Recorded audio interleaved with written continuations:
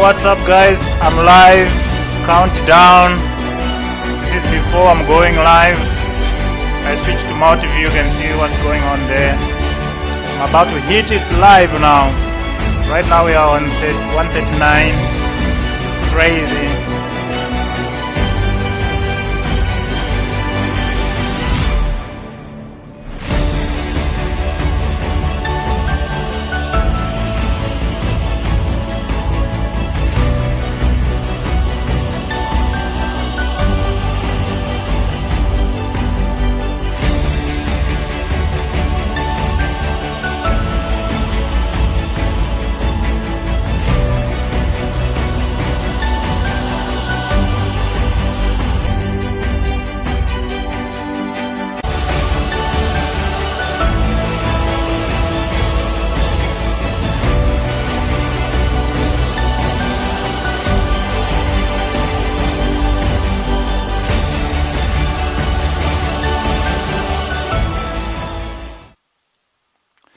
Hello, good evening, and welcome to today's live video editing masterclass part 2. So today we're gonna be editing, right? And I'm so excited. Wherever you are joining me from, please make sure you share the live stream.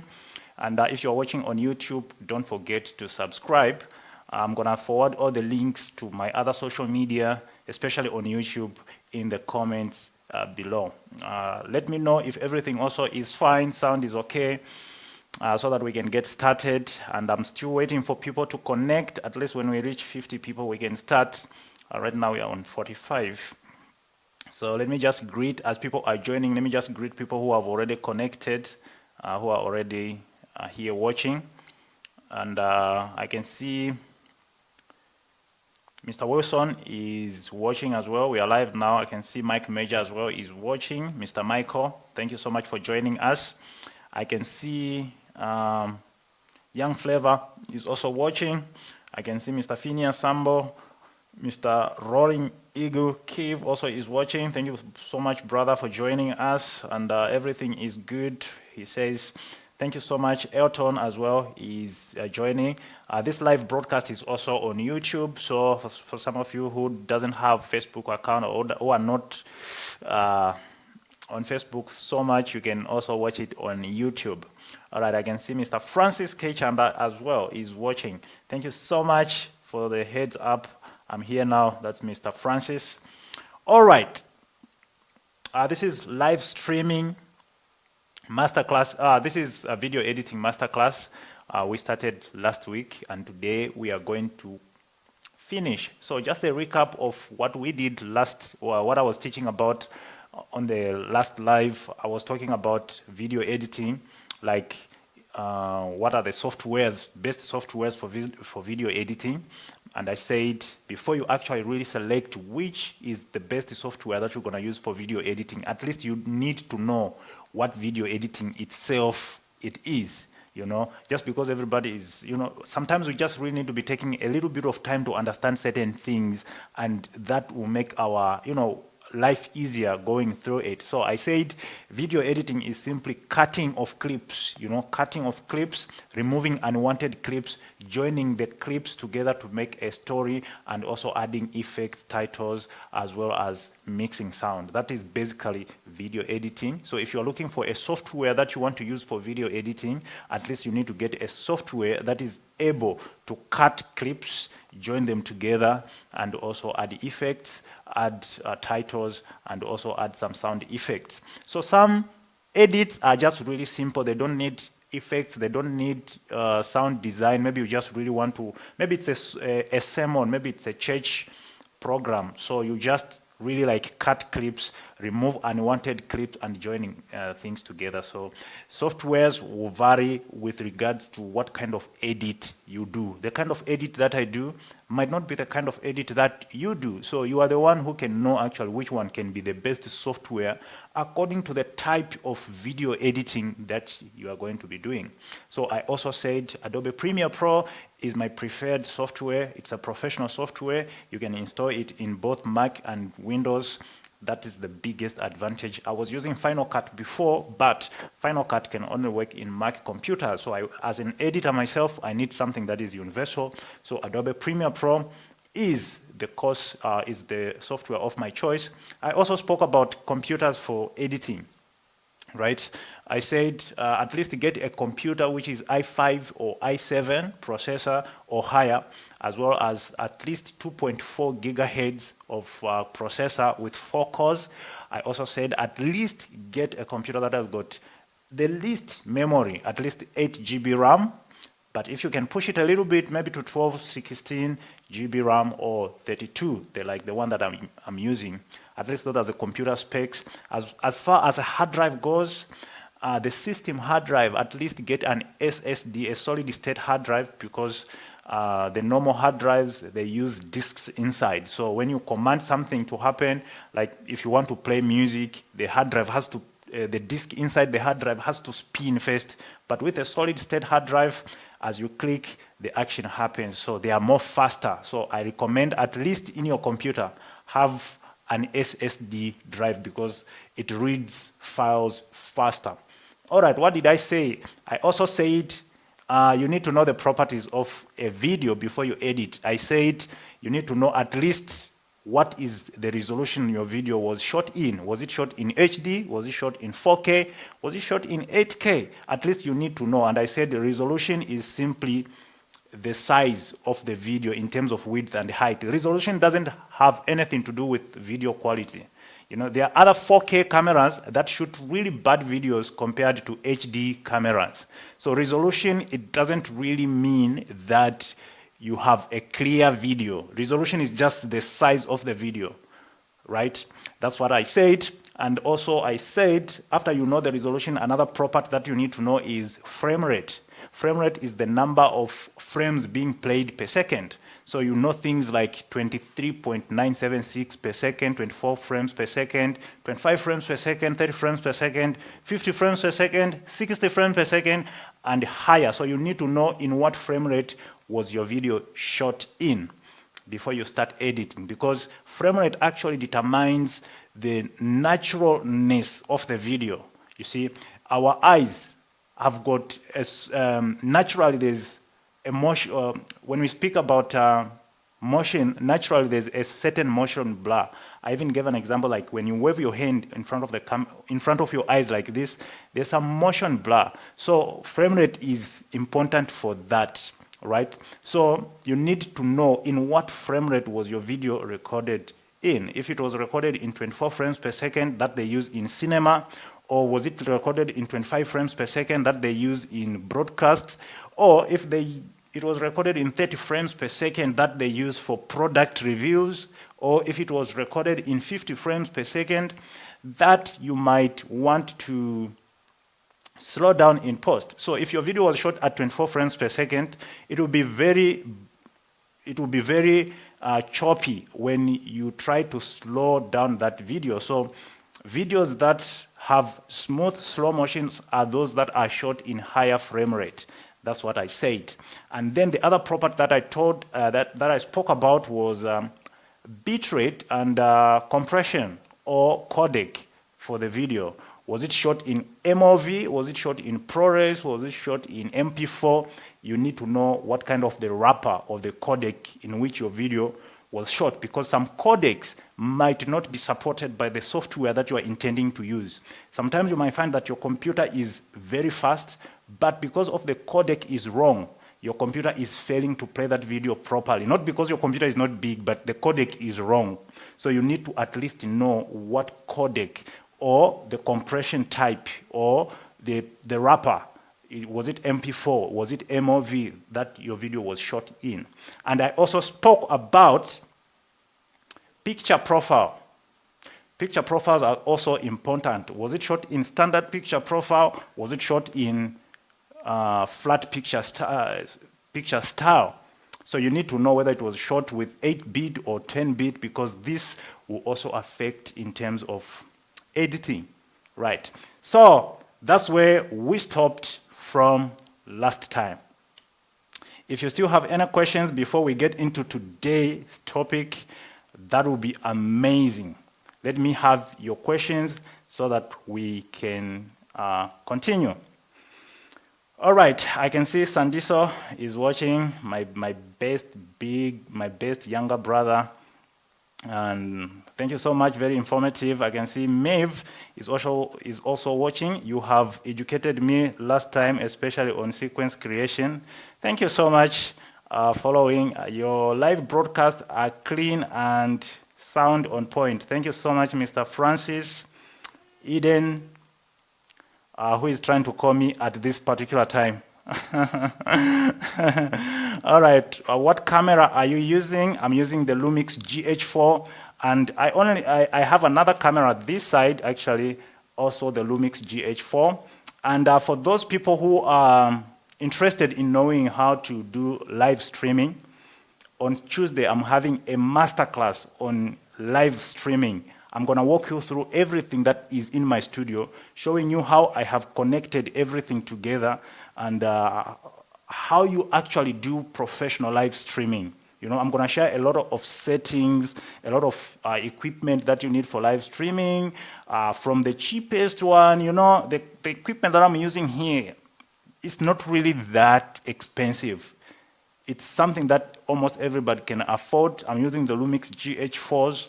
These cameras, I bought them on eBay, 15,000 each, with a lens, you see.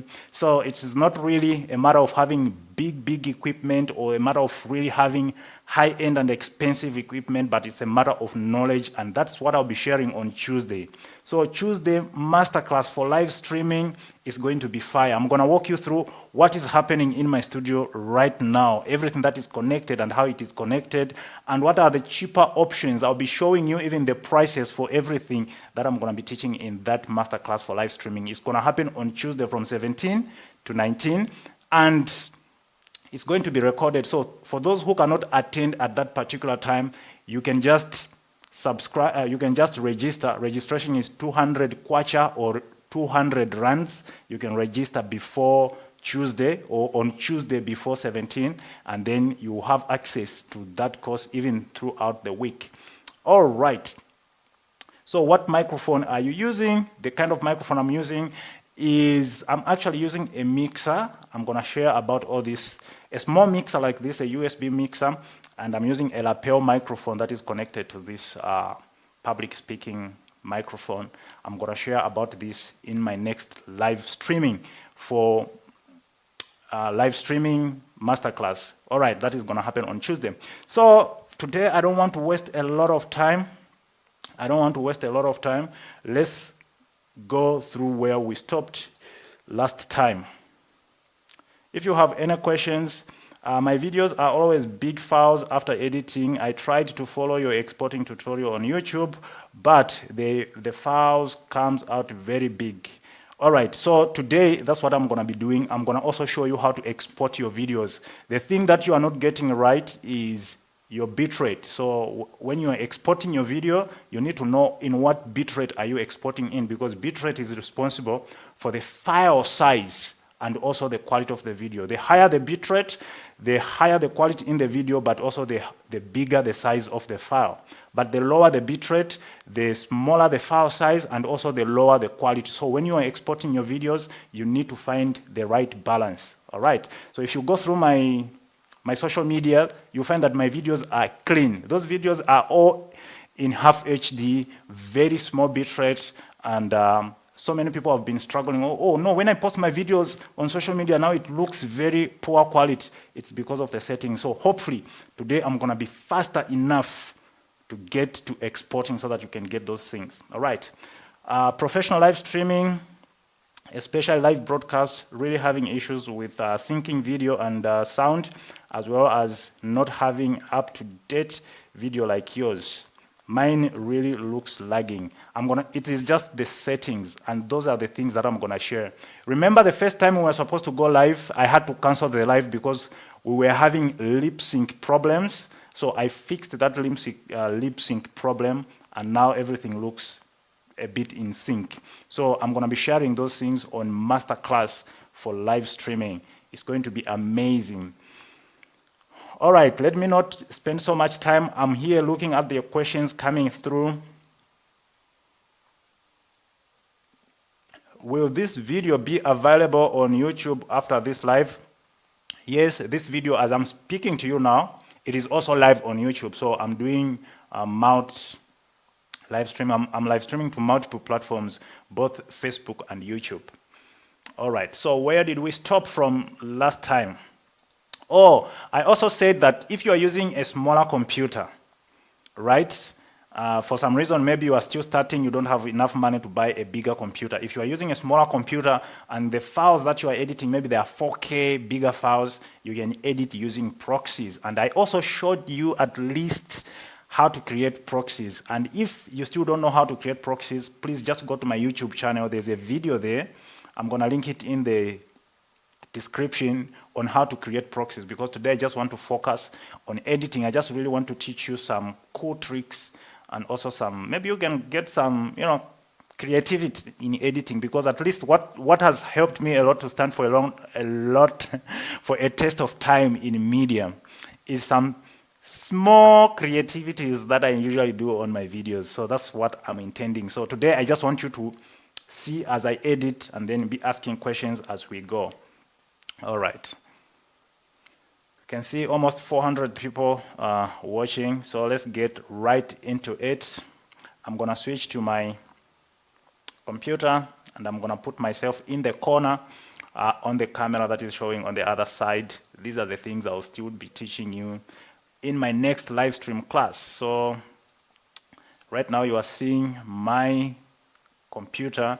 I'm going to open Premiere Pro right where we stopped last time. Oh, and I forgot to say something as the program is still opening. At the end of this live stream, I'm going to be giving away this external monitor. This is the ASUS external monitor. It's very handy, especially for me who is used. When you start editing like really bigger projects, a second monitor is handy. Very important. It makes your edits move faster. So these are one of those portable monitors. I cannot carry a bigger monitor everywhere I'm going. This is a 15-inch. It's quite big. I just connect it to the computer with the USB. It doesn't need electricity. And this is what I'm going to be giving. And stay tuned at the end of the live stream in terms of the instruction how you can get that. I have 4 of them, so I don't use that one. And as the gospel, of this channel, I always give out gear. So yeah, so let's go back to my computer inside. So this is where we stopped Masterclass Live. So this is our project. We're going to open it.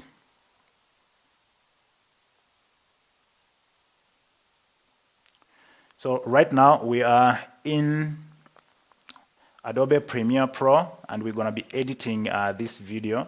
This video was, I was told to create some Instagram reels for a certain hair company. So these videos were supposed to be in vertical, like in 16:9 ratio instead of 9:16. But I'm just going to edit it in the aspect ratio that is good for this live streaming. Okay, so let's get right into it. So the first thing that I normally do, these videos were shot in 4K. You can see all the properties. Let me just zoom here. Wait a minute. Let me just zoom here. Okay. So these are the clips. You can see the frame rate is here. They were shot in 50 frames per second because I have intentions of slowing down these footage, right? And then all of them, maybe let's just go to video properties so that we can see all the properties. Video properties are here. You can see the video size. They were shot in Ultra HD, 4K 3840 by 2160. And the frame rate that was used is 50 frames per second. So these are the video properties that you you need to always be aware of when you are editing videos. All right. So what I'll do is I'm going to create this video in, I'm going to create a sequence right? Let me just zoom here so that you can see. I'm gonna create a sequence. To create a sequence, just right click here, or just go down here where it says new, just click here and then sequence.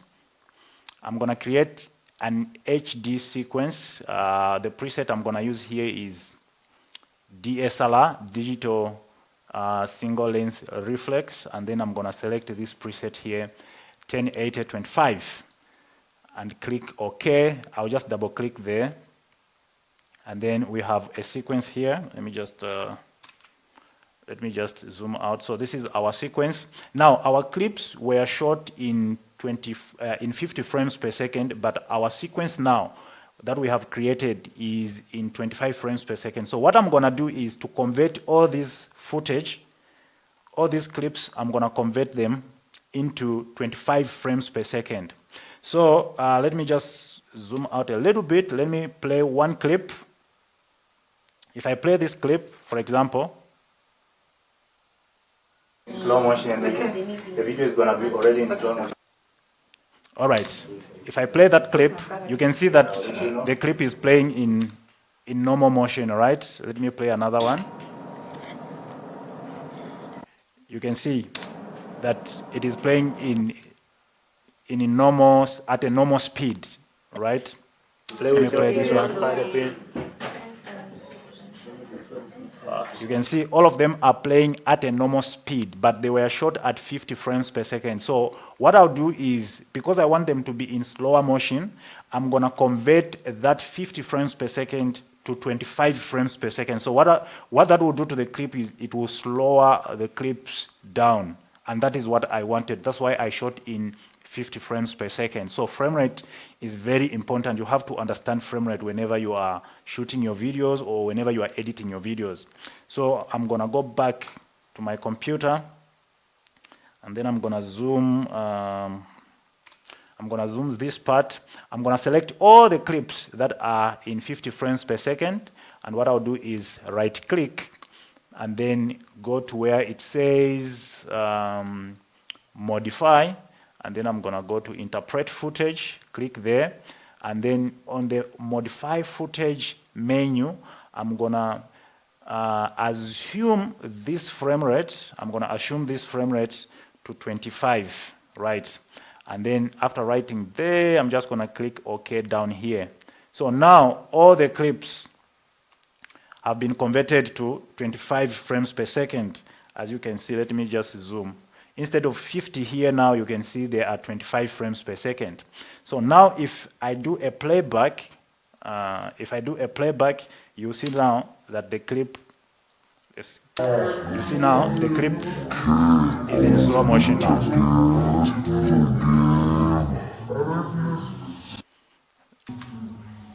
Now the clip is in slow motion, and that's exactly what I wanted. All right, so let me zoom out, and then let's start editing.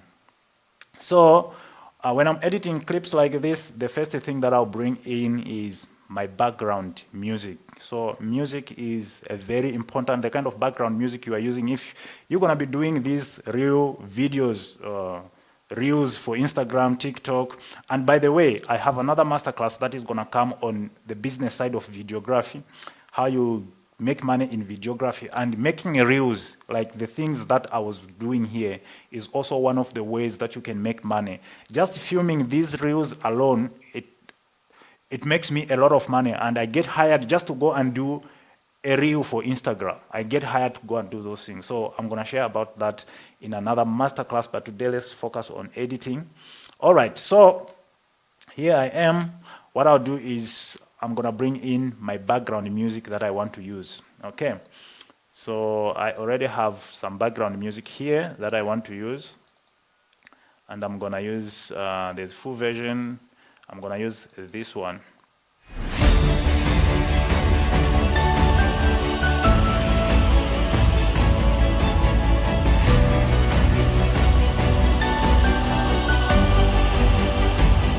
All right, so that is the song that I'm gonna use. I'm just gonna drag it and drop it in my timeline like this.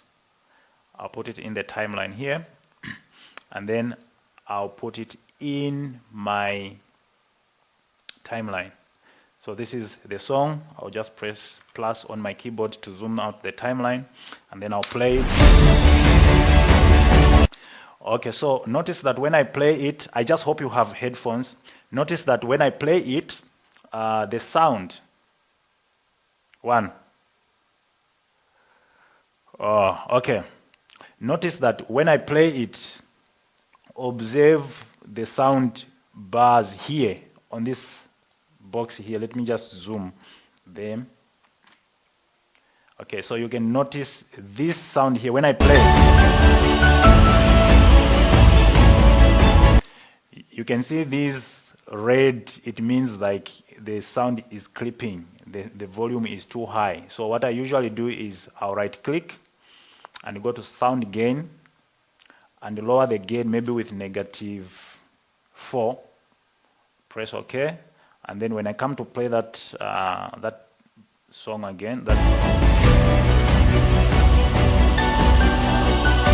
you can see the levels are now good. That is what I want. So after I have put my background music, let me just play it a little bit, because this video is supposed to be only 15 seconds, right? Because it was for Instagram. So we're gonna create a 15 seconds video so that at least we finish faster. I just want you to see some tricks.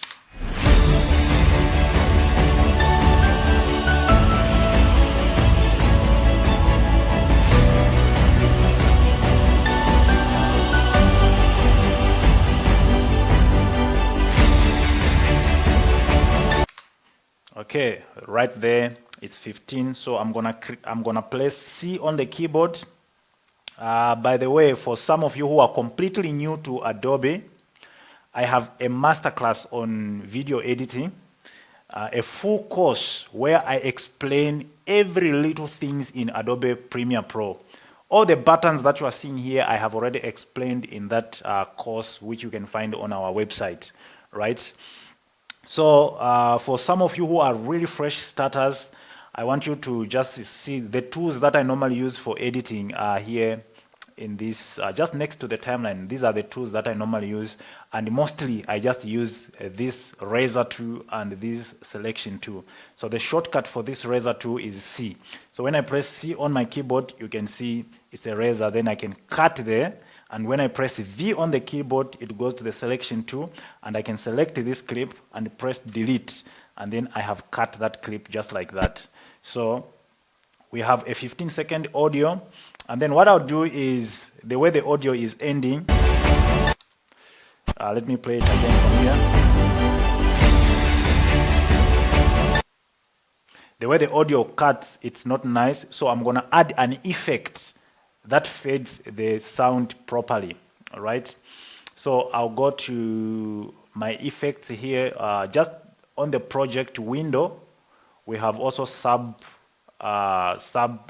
windows here. So on the effects, I'm gonna come to audio transitions and then crossfade, and then I can use this constant power. So I'll just pick this constant power and add it at the end of my audio so that at least it can fade nicely. Yeah, like that is much better. So I'm done with my audio, so it is time now to start bringing my clip, right? So if I zoom out of this window and I go to the project window itself, what I like to do as well here as well, let me just do this quickly. Let me zoom here. You can see the way the clips are. I like to preview them in this format, right? If you click this button here, you can see a list form or thumbnail form. But what I like to do is, because the space here is very small, what I like to do is to put it in list mode and then create a folder that I normally name footage, and then put these clips inside that folder like this. So those clips now, they are in that folder. Let me just zoom out there, and then I'll double click on this folder. It will open in its own separate window, as you can see there. Let me just zoom in a little bit. You can see now, instead, when I go to the project, I'll just see that folder. When I double click on that folder, like so, it will open in its own window, right? So what I'll do is I'll go to window on top here, and then I'll bring in Lumetri color, which will show on the left side here. This is the one that we're going to use for color correcting. I like it to see it on the side. And then what I'll do is to just take this window where my clips are and just put it here next to the Lumetri color. So my clips now are just next to Lumetri color. So now even if I go in the thumbnail mode, at least I'm able to see all the clips at once without interruption. What I normally do also, I make them bigger a little like this, so that at least I can see things a little bit bigger and better. So when I click on these two arrows here, I'll go back to the project. So the project remains clean, and at the same time, I'm able to see my clips. At least this is where now the monitor that I'm going to give you, the monitor that I'm going to give away, this is where now it comes in. Because if I was using a 2, I'm not using a 2 display now because I want you to see everything that I'm doing, right? Because I'm broadcasting this only screen. But if I'm editing and I'm not broadcasting, I normally use another display where all my clips are showing, so that I can have the whole space for myself to work. All right, so let's go now and start cutting the clips. So if I double click on this clip, it will go in this window. I can preview it. So this is where now I'm going to start selecting my clips. All right. So now they were doing makeup. There isn't really anything there. And I was shooting this video with 2 cameras. So this is the camera that was on the stand, just to take another angle. And I was also using the Ronin M for these sort of like clips. Okay, so you can see when I play,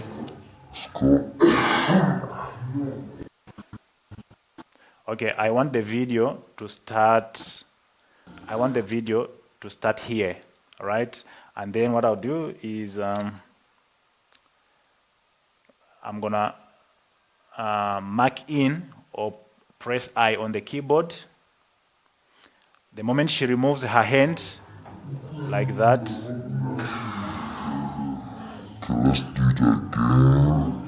Okay, I shot that clip again, so let's find another place. Okay, I think this is the last clip. Okay, so this was the take. Okay, I want the video to start when she has covered the whole screen with her hand, and then press play. Yeah, it goes in like that.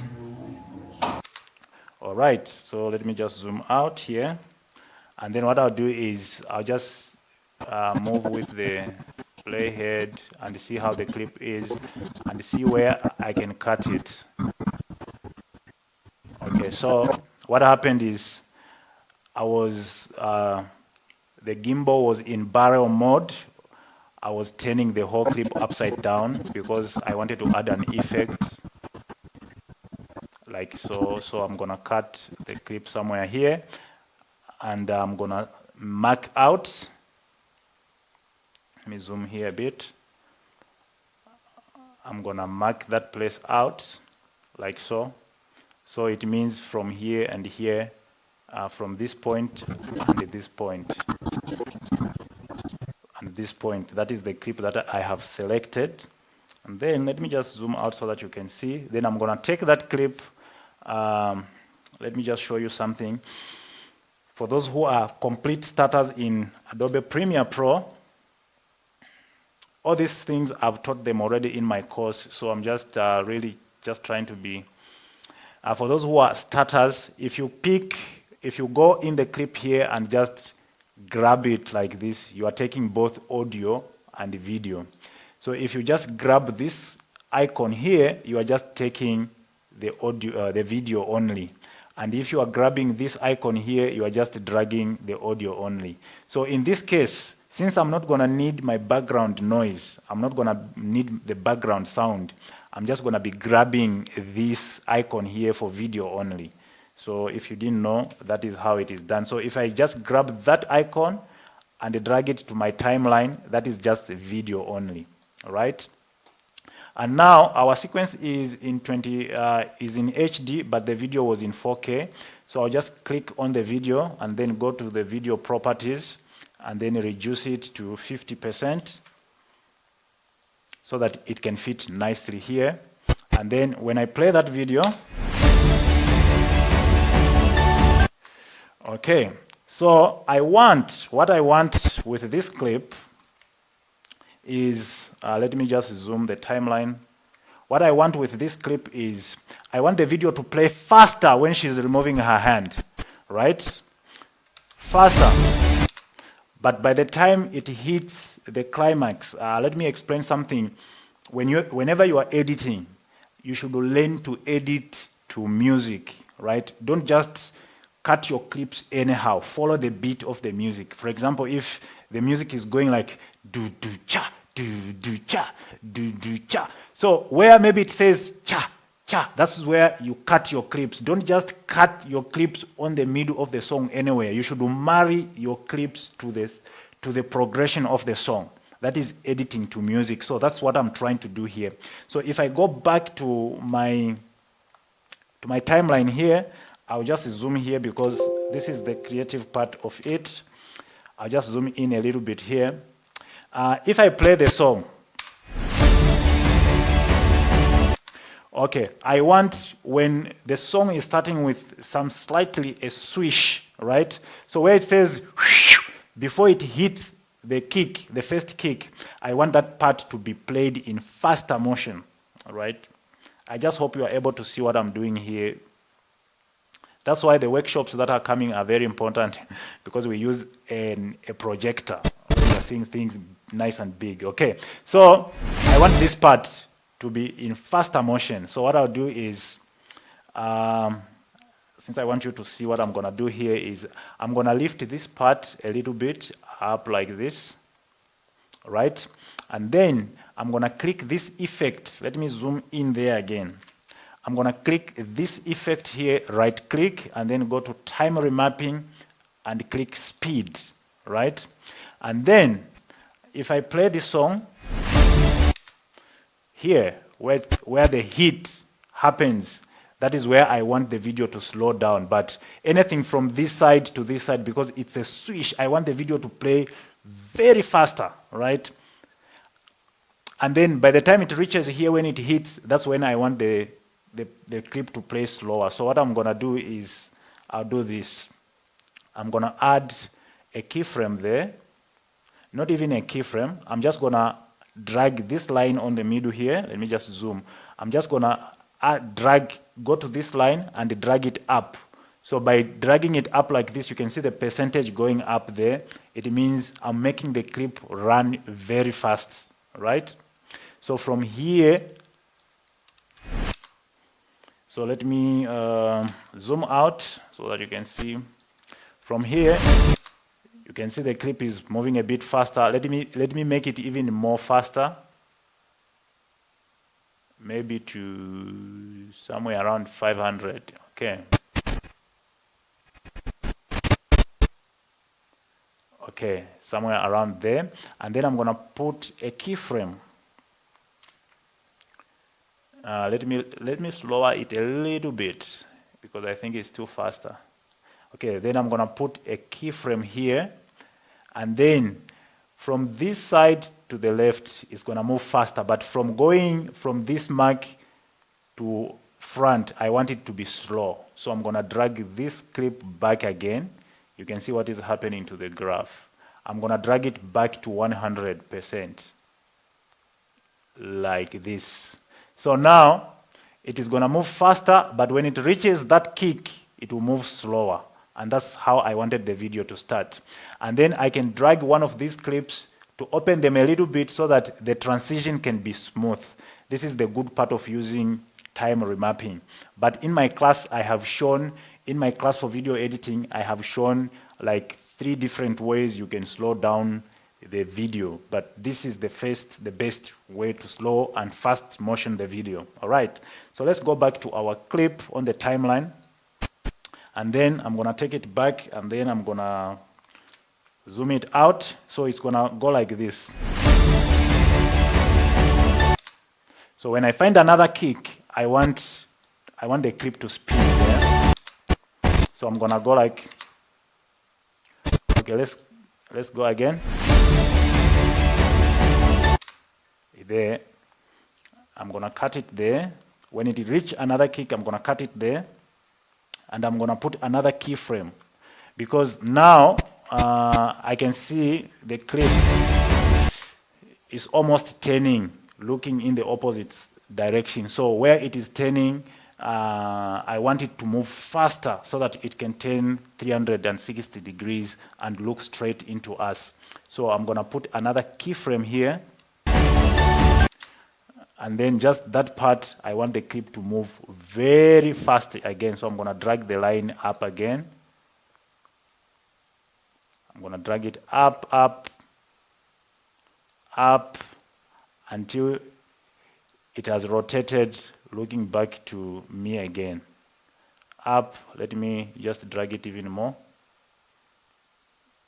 Up, yeah, until it is that, let's see, yeah, until it is somewhere around here. Then I'm gonna add another keyframe, and then drag it down again. So you'll see the kind of effect that we just created when I play it back. So I'm gonna drag it all the way to 100. When it's like 100, and then let me zoom the timeline, and I'm gonna make these clips smooth by dragging these levels like that, and then I'm gonna play the clip again from the beginning. So this is what we have done so far.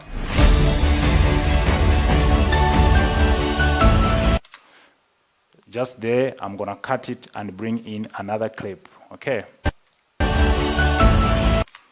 Just when it hits there, I'm gonna cut it and bring in another clip, because this clip, people, they have seen it enough. It's the intro clip, right? So I'm just gonna click on the clip, press C, and cut that part and remove this part, and then find another clip that can join. So this clip right here,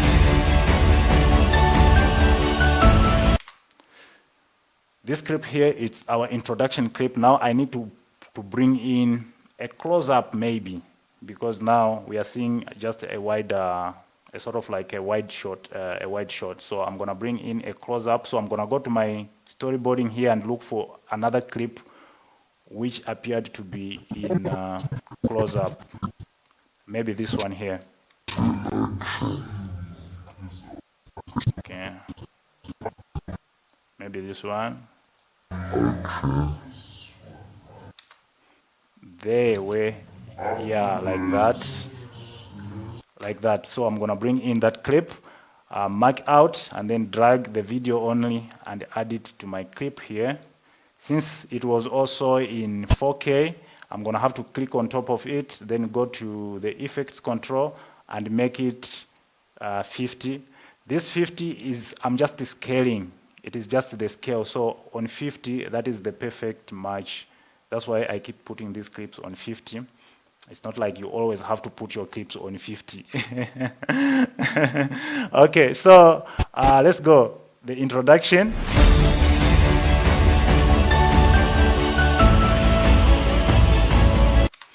Okay, and the other thing, you don't have to, let the clips slide. Remember, this is just 15 seconds video clip. So I'm just gonna put that clip. Again, there, I'm gonna cut it. I'm gonna press C, cut it there, V, cut the other clip. Then I'm gonna look for another clip, maybe the one which is wide again. So I'm mixing. Don't cut a clip from wide to wide. Make sure when you are cutting your clips, you cut from wide to close up, wide to medium short, don't create jump cuts, because when you cut from a wide to another wide clip, you are creating what is called a jump cut. So make sure when you are cutting your clips, if the first clip is wide, the next clip, at least let it have another perspective. Let it have maybe a lower angle, let it have maybe a close-up, just like that, so that at least it's not boring. Because if you cut from a close-up shot to another close-up shot, you create what is called a jump cut. So now, even in my studio right now, I have set another camera to be a tighter shot, and it is looking at another perspective of the studio. So if I'm cutting between these clips, I'm not boring. Imagine if all of them, they were just looking like this, and then I cut to another one looking like this. It's going to be a boring. So that's why I have set another one, it is wider. Another one, it's close up like this one. Another one, it is wider like this one. So even when you are editing, make sure you cut from a wider clip to a close-up, or from a close-up clip to a wider clip. So we started with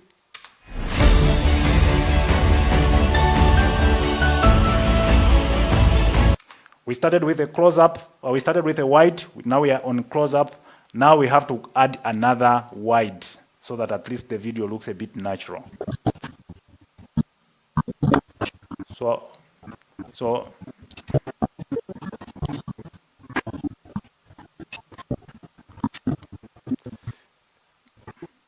okay, you see, so I'm gonna look for another clip which shows a different perspective. So all these clips here, they are all close-ups, they are all medium shots, right?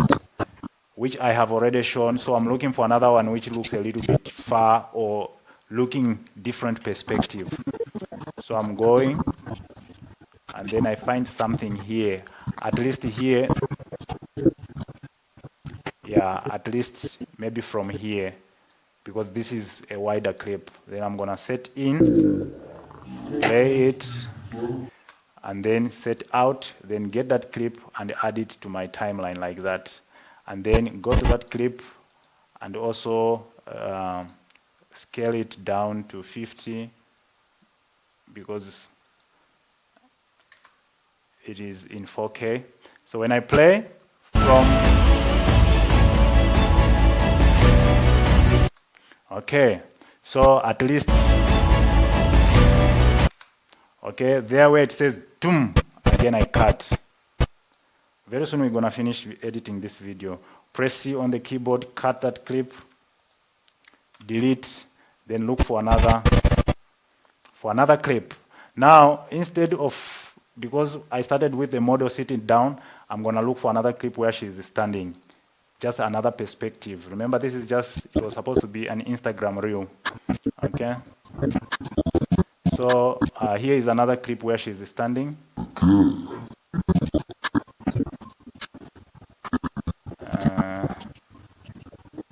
I'm just looking for where it is perfect. Yeah, I think maybe here, from here. Okay, you can see there's another model here. The thing is, I was still gonna cut these clips like from here to here according to Instagram Reel. So I just shot with all these other people because I knew I was gonna cut the videos here. All right. So don't mind if I'm showing that other person, but if it was professionally, I was gonna edit this video in this ratio 16:9. I was not gonna show these other people, but I knew I was gonna cut this video here and here to create a portrait video. So, but now I'm just showing you for the sake of the aspect ratio you are watching this video in, right? So I'm gonna set in here, play. Just keep that pause. Yeah, here. Okay, I think I'm gonna get that clip, set out, and then drag it to my timeline like this. And then when I play it like that, I'm gonna make it 50 again. Okay, let's go.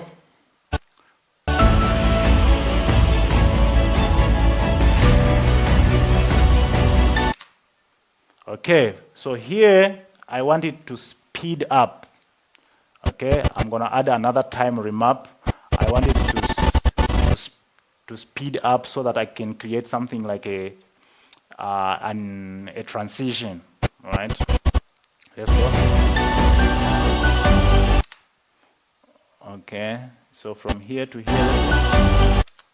Okay, so what I'm gonna do here is I'm gonna click on this effect again, enable time remapping, speed, and then, by the way, when you drag your mouse, you are also dragging the timeline. So if you see the timeline moving like this, I'm also dragging it with my mouse wheel. Okay, so I'm gonna do like this. Okay, so it's here. So I'm gonna from this level, and then I'm gonna set in the marker. Maybe let me just zoom there a little bit. I've set in a marker, and then I'm gonna raise this line to be faster motion so that that clip can spin. So I can see it's trying to cut. I want that clip to spin a lot, right? Let me zoom out so that you can see. I just hope those people who are watching on their phones, they're able to follow properly, because I think things are looking very small. Okay, because you can see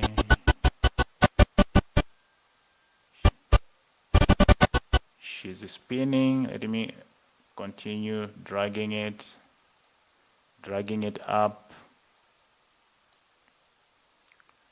Okay, dragging it up again until she's on the other side.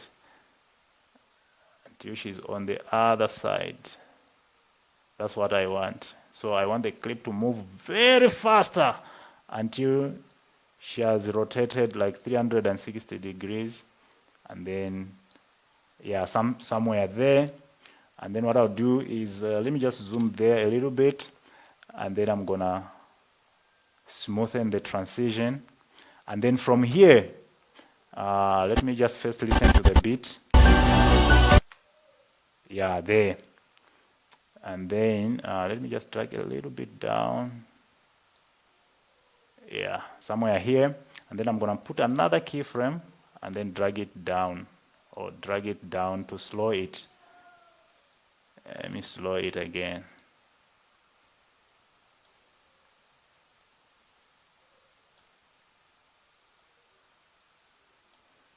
I want it to play very slow. Okay, 100. Yeah, and then I'm gonna smoothen the clip again like that. And then, so when I play it now, it's gonna move in like this. Let me play it from this way.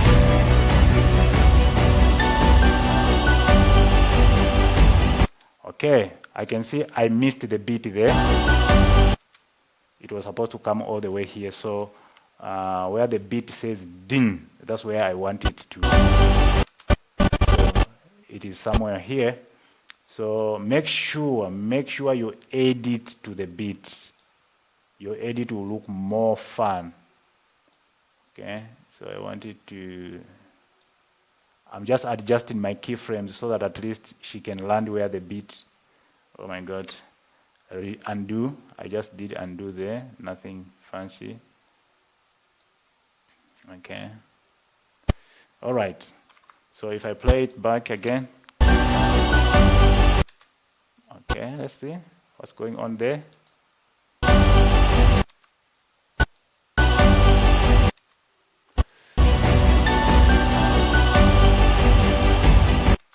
Okay, I think the camera had an error. So what I'll do is, not the camera had an error, but the movement wasn't complete. So what I'll do is, when it lands, I want it to land on another clip. So I'm gonna cut it here. Delete this other part because it contains an error. Then, as it is spinning like this, it is creating more like a transition, right? So I'm gonna look for another part which is a bit close up. Maybe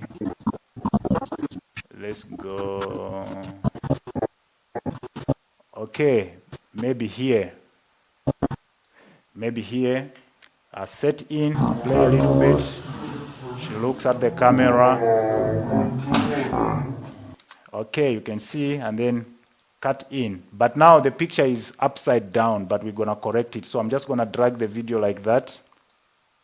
And now where the clip lands, click on it and then scale it to fit the frame nicely. Let me put it on 50. And now where the clip lands, she's upside down, which is okay. We can come to the properties here. I think let me just zoom this window a little bit for those who are complete starters. Here are all the properties for the clip. You have rotation, you have anchor, you have anti-flicker, all these things, they work. But I have gone through all of this stuff in my course, editing video. Just check it on my website. There's a detailed way I went through each and every button in Adobe Premiere Pro. So if something you don't understand it, please just get that course. It's on promotion now. I think it's like 200 or 300 rand or 300 kwacha. So I'm gonna rotate the clip so that at least it is in the correct perspective, right? So let me just zoom out there so that you can see. So you can see the clip is upside down because it was on the gimbal. So I'm gonna go to rotation property here and rotate the clip so that it is looking at me in the correct perspective. So 180 degrees. So when I play our video now, let me play it from this side. When I play it, okay, so there I have delayed with the action. I want at least after it spins, she's also looking to the camera. So I'm just gonna drag it a little bit like this. Where she's starting to look at the camera there, that's where I'm gonna cut. So I'm gonna place C on the keyboard, cut the clip there, place V, select that clip, delete it by pressing delete on the keyboard, and then take this clip and drag it to join the other clip. Okay, so if I play the video again, let's see. Okay, that is much better. So, but then it is delaying to hit the beat because I'm editing to music. So it was supposed to hit here. So what I'll do is I'll zoom in here and drag this clip here and slow this one down so that at least, yeah, it can hit the time that this other one is joining. All right, let's go. Yeah. Okay, let's add a last clip, then our 15 seconds is over. So I'm gonna look for another clip here that I can use as my ending. That I can use as my ending clip. Maybe okay, let me look in another clip, maybe the one that she was sitting.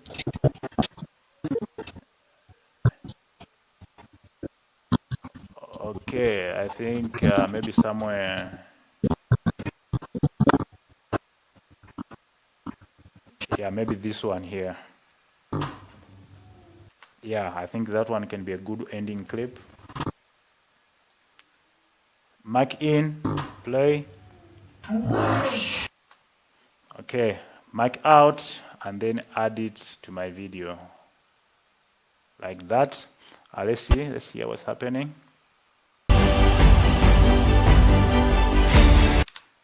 Just here, I stopped it and then put this clip and drag it here and then rescale this clip to 50. All right, I'm gonna just increase my sound so that at least it ends nicely with the song. All right, so our 15 seconds reel is almost over now. Okay, so let's play it from the top.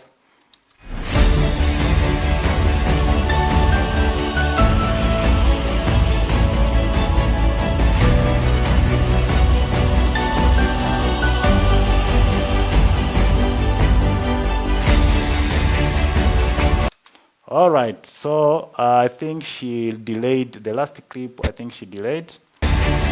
yeah, I want it to start exactly where the hair is going up. So I'm just using the arrow key forward and back on the keyboard to just find a good spot, maybe here, plus on the keyboard to zoom, and then I'm gonna trim this part and then join it to this part, and then increase this other side. Okay, so let's see. Okay, so this clip should end a little bit faster, a little bit earlier, and then this one should join. Let's see.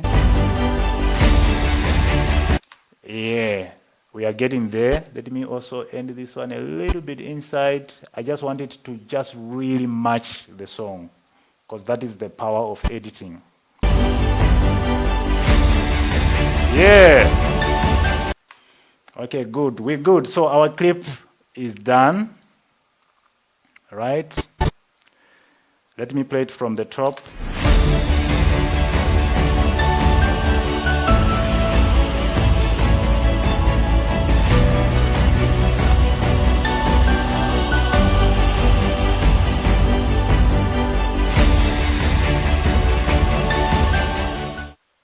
All right, so our edit is done.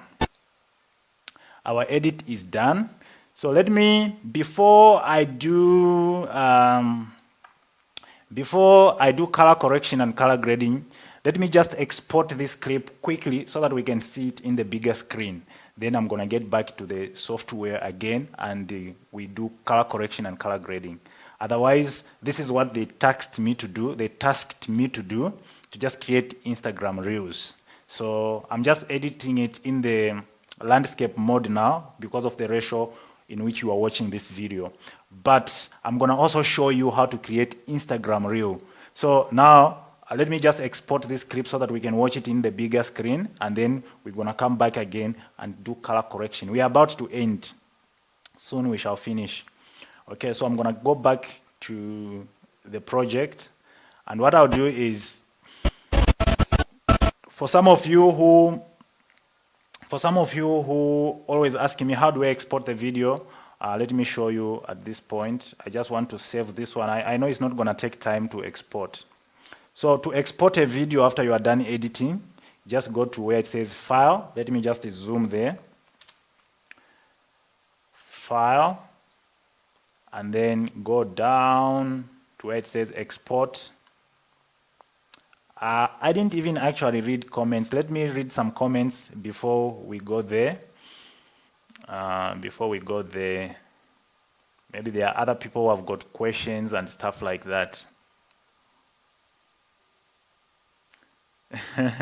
Mario says, do cha. All right.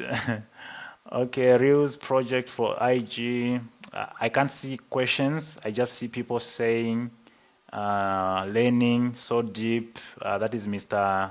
Nico. Nice to see you here. I can see Vision ERA. Let's go. Nice. Following, I can see. No one is asking question. I'm still struggling to install Adobe Media Encoder because it always I must buy or I must have Adobe ID. Sir, what must I do? All right.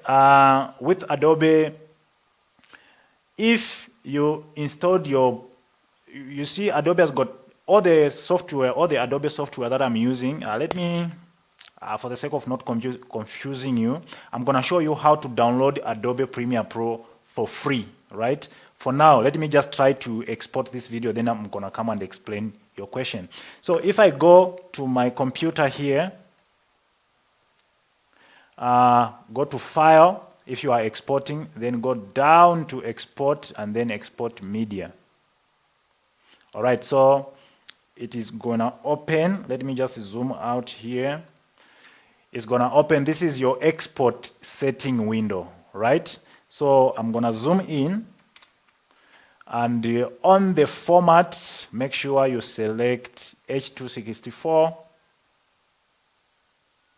Okay, and then on the preset, since I'm editing in HD, I want to export high quality HD, right? And then on the sequence name, we didn't write the sequence, right? On the output name, so I'm gonna write this one,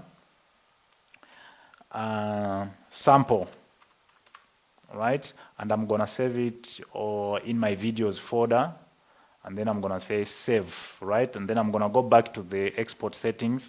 So when you come on this tab here, you see effects, you see video, whatever that is happening here, just focus on the video, and then go down. When you go down, make sure the frame rate is 25 frames per second, because that is the frame rate in which we created our sequence. And then the other things here, make sure the aspect is, the pixels is 1:0, very important. And then what I'll do is, make sure if you are in Africa, here make sure you select PAL, right? Because this is whatever the TV standard that we are using, PAL.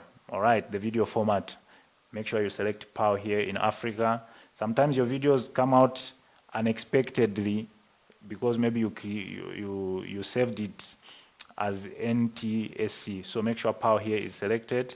Then you go down, profile high, all this other stuff, they remain like that. And then go down until you meet where it says bitrate settings. So here is where the magic happens. So you see, the bitrate now is 20, right? 20 megabits per second. So you can see the estimated file size is going to be 45 MB. So if I increase the bitrate here, let's say to 40, right? And say, okay, you can see the estimated size also, it has gone to 89 megabits per second. So when I'm saving videos for Instagram, for Facebook, the bitrate that I normally use is 5 megabits per second. You can see the file size is 11 MB, so the video is very small, right? But it's still having good quality. So after there, I'm gonna select this one which says use maximum render settings, and then I'm gonna make maximum bitrate also 5.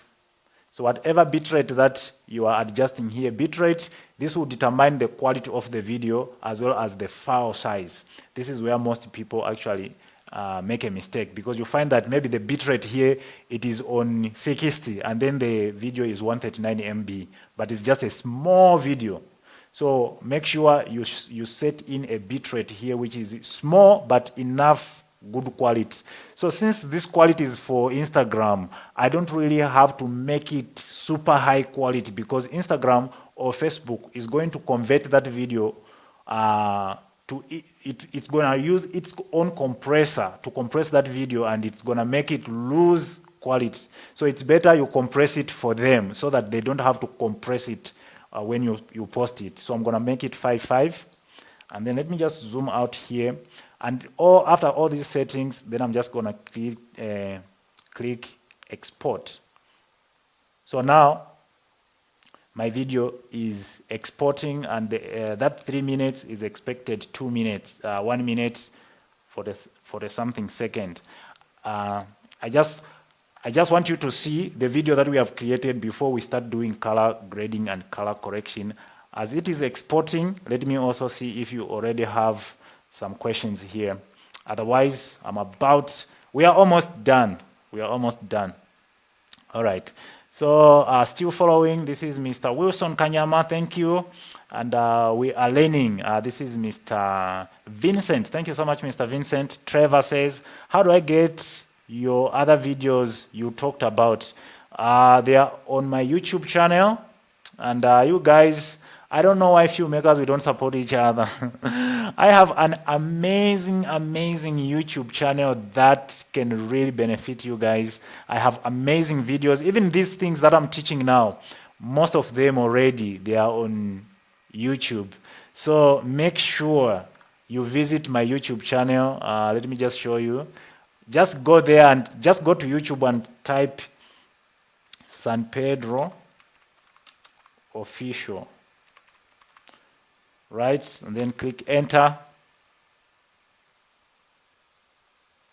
You can see that is my YouTube channel. Let me just zoom in there. Our video is still exporting, guys, so yeah.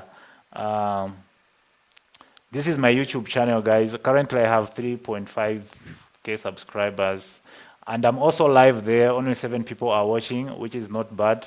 So I have an awesome, let me just click there, and then maybe zoom out.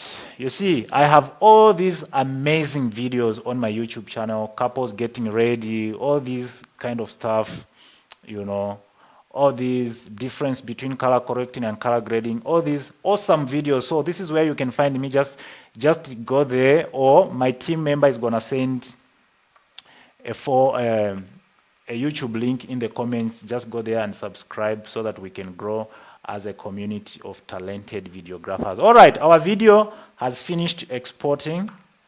It has already finished exporting. It was not a big video, so I'm gonna just minimize this and go to my videos, and then this is our video, and then I'm gonna play it.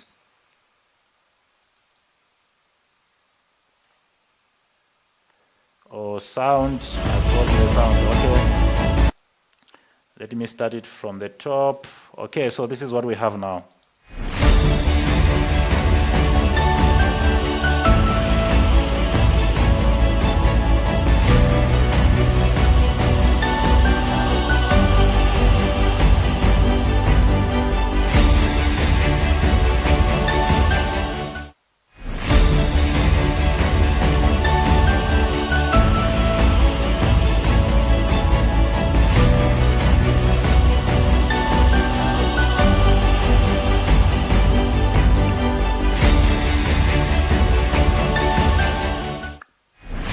All right. Okay, guys, so that's where we are. That is where we are. Now, let's go to color correction and color grading. I don't know how many people are still here. How many people, should we postpone that one for another day? Because I don't like to stay here for a long time, keeping people watching. So let me hear what you are saying. Because me, I have all the data, but some people still want to follow, but the data is too small. Right, so should we keep it going? Should I do color correction and color grading now? Or we can do it in another video? Let me know what you all think, guys.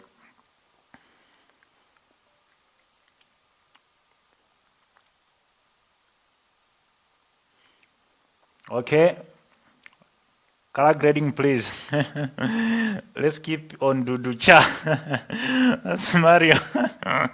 Do-do-cha, do-do-cha. Now, okay.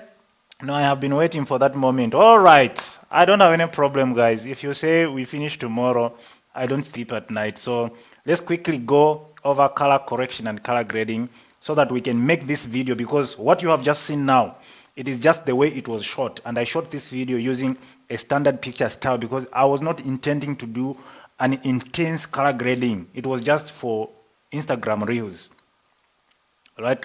So most people actually ask me to say, hey, my videos, I want to shoot my video in flat profile because I want to do color grading and stuff like that.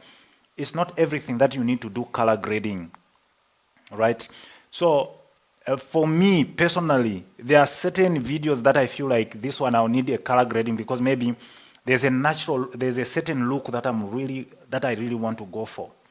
But for other videos like Instagram, most people post Instagram videos with just their smartphone. So you don't need to do like a crazy color grading. You don't even need to worry yourself to say, no, I have to shoot in flat so that I do color grading.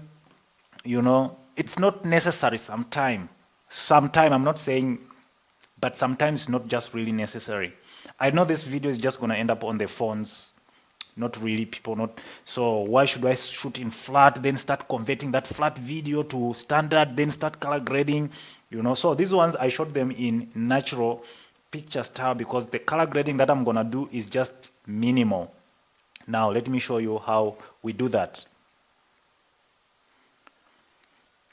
Okay, I'm going to get inside the computer. So this is where we are. So anytime I'm doing color grading, I always go through the video itself and look for a clip, right, that that I can use as a reference. A clip that is in focus, a clip that is looking good, that I can use as a reference. Okay.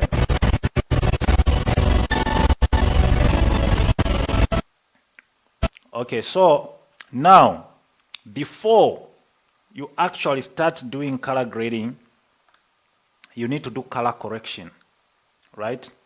So color correction is simply adjusting your image for it to look as natural as the way your eyes can see it, right? So this mainly happens in the camera. Make sure when you are shooting, you make your white balance, you set your white balance correctly. That is color correction.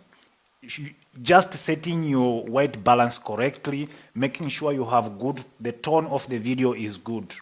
So if for some reason maybe your video started looking greenish or magenta-ish, or it is looking reddish, you know, you can correct that so that whatever that is happening in that video looks natural. So that is color correcting. So we are trying to correct.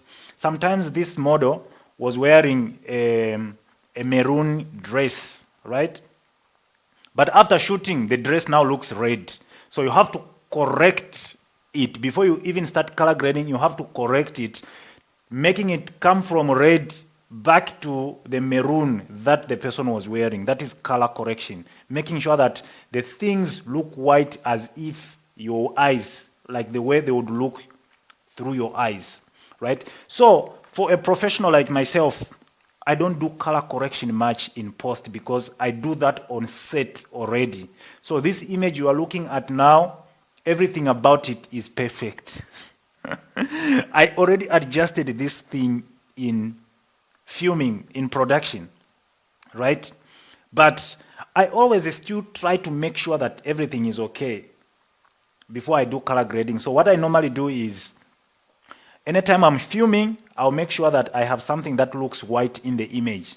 So for here, I can even use her eyes to make sure I get the correct white balance for this image. I can use her, I can look for something that looks white in this video. Her shoes were white. I can use her shoes, okay, for me to like really get the correct white balance, just in case I missed it on set. There's also this lady in the background here. Let me just zoom this clip a little bit. There's also that other lady in the background. She's putting on a white top. So I can get my white balance. I can try to make sure that this white looks white. But as you can see already, it looks white because I adjusted this thing on set. So that is color correction. Okay? Let me put it back to fit. So what I'll do is I'm gonna try to see what I can fix, just for you to follow up, right? So the process of how I do color correction is I'll go to the lumetri color, which is here. If you can't see your lumetri color here, just go to window here. Let me zoom here a bit. Just go to window and then find lumetri color. Mine, I already gotten it, so it is here. And then when it comes to color correction, you go to basic. You can see here there is a white balance selector. We have the temperature and the tint.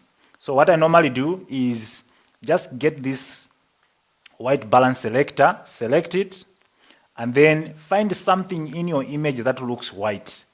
So in this case, I can see the only thing that are supposed to be white, things that are supposed to be white in this image is her eyes. So I'm just gonna select on her eyes like that. You can see the white balance, it has done its job automatically. It has adjusted its balance automatically, right? Which is taking me off because everything was already adjusted. So I'm just gonna try to do it manually, maybe to add back the magenta a little bit.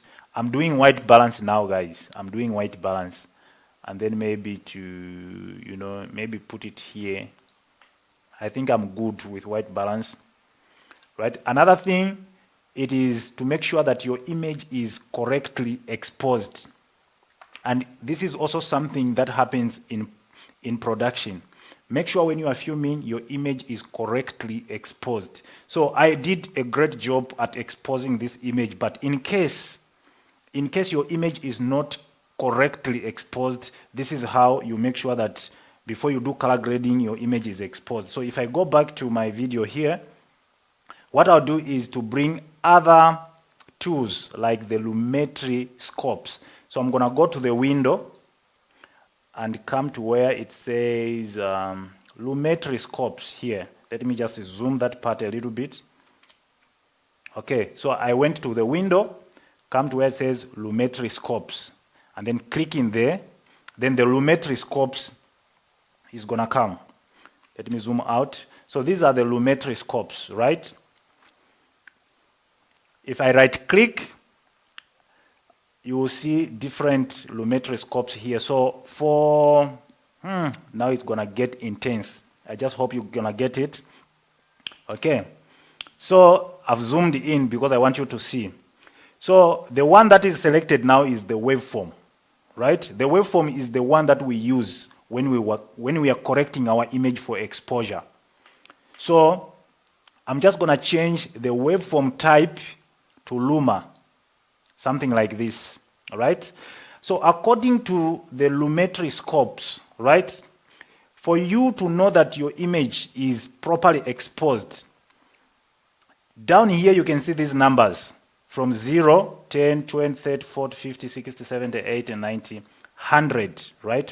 So for your image to be properly exposed, this graph has to be evenly spread from top.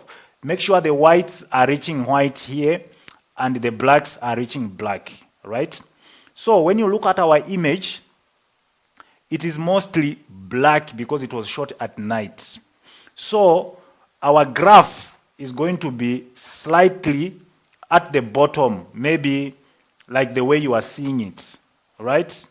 So for you to know that this image is exposed properly in this kind of situation, because the image was shot at night, what we're gonna use is her skin. Because this graph here, right? This graph here, from 0 to 10, from 0 to 20, it represents the blacks. From 20 to 40, it represents the shadows. From 40 to 60, it represents the skin tone. From 60 to 80, it represents the highlights. From 80 to 100, it represents the whites, right? So for us to know that our image is properly exposed, we need, in this case, because it was shot at night, mostly it's going to look, the graph is going to look shifting to the blacks, which is down, right? But we cannot, let me just zoom out. We cannot come here to the exposure and expose it more so that it can reach the top. You can see when it reaches the top, everything now is evenly exposed, but our image is so bright now. Our image is overexposed. Our model, our subject is overexposed. Because we are trying to fit the graph here, the image was shot at night. So what I'll do is double click here to reset the exposure. And for me to get the correct exposure of this image, I'm gonna zoom in a bit, not even zooming in a bit. So what will happen here is, you need to follow this. You need to follow this, right? What will happen here is, since I've already told you, let's go back to the graph itself. Since I've already told you that from 0 to 20, this represents black, right? So if I do like this, let me go to Effects Control first, and then I'm gonna grab a opacity, and then create a mask, grab this mask too. And then I'm gonna come to the image here. I just hope you are seeing what I'm doing. I'm gonna come to the image here and draw a mask on the black area of the image. Like that. You see, I have only drawn a Let me zoom out. I have created a mask on the black area of the image. So when I go to the Lumetri scopes, right, it is now starting to drag a little bit, but it's gonna be fine. It's starting to delay to load, but it's going to be fine.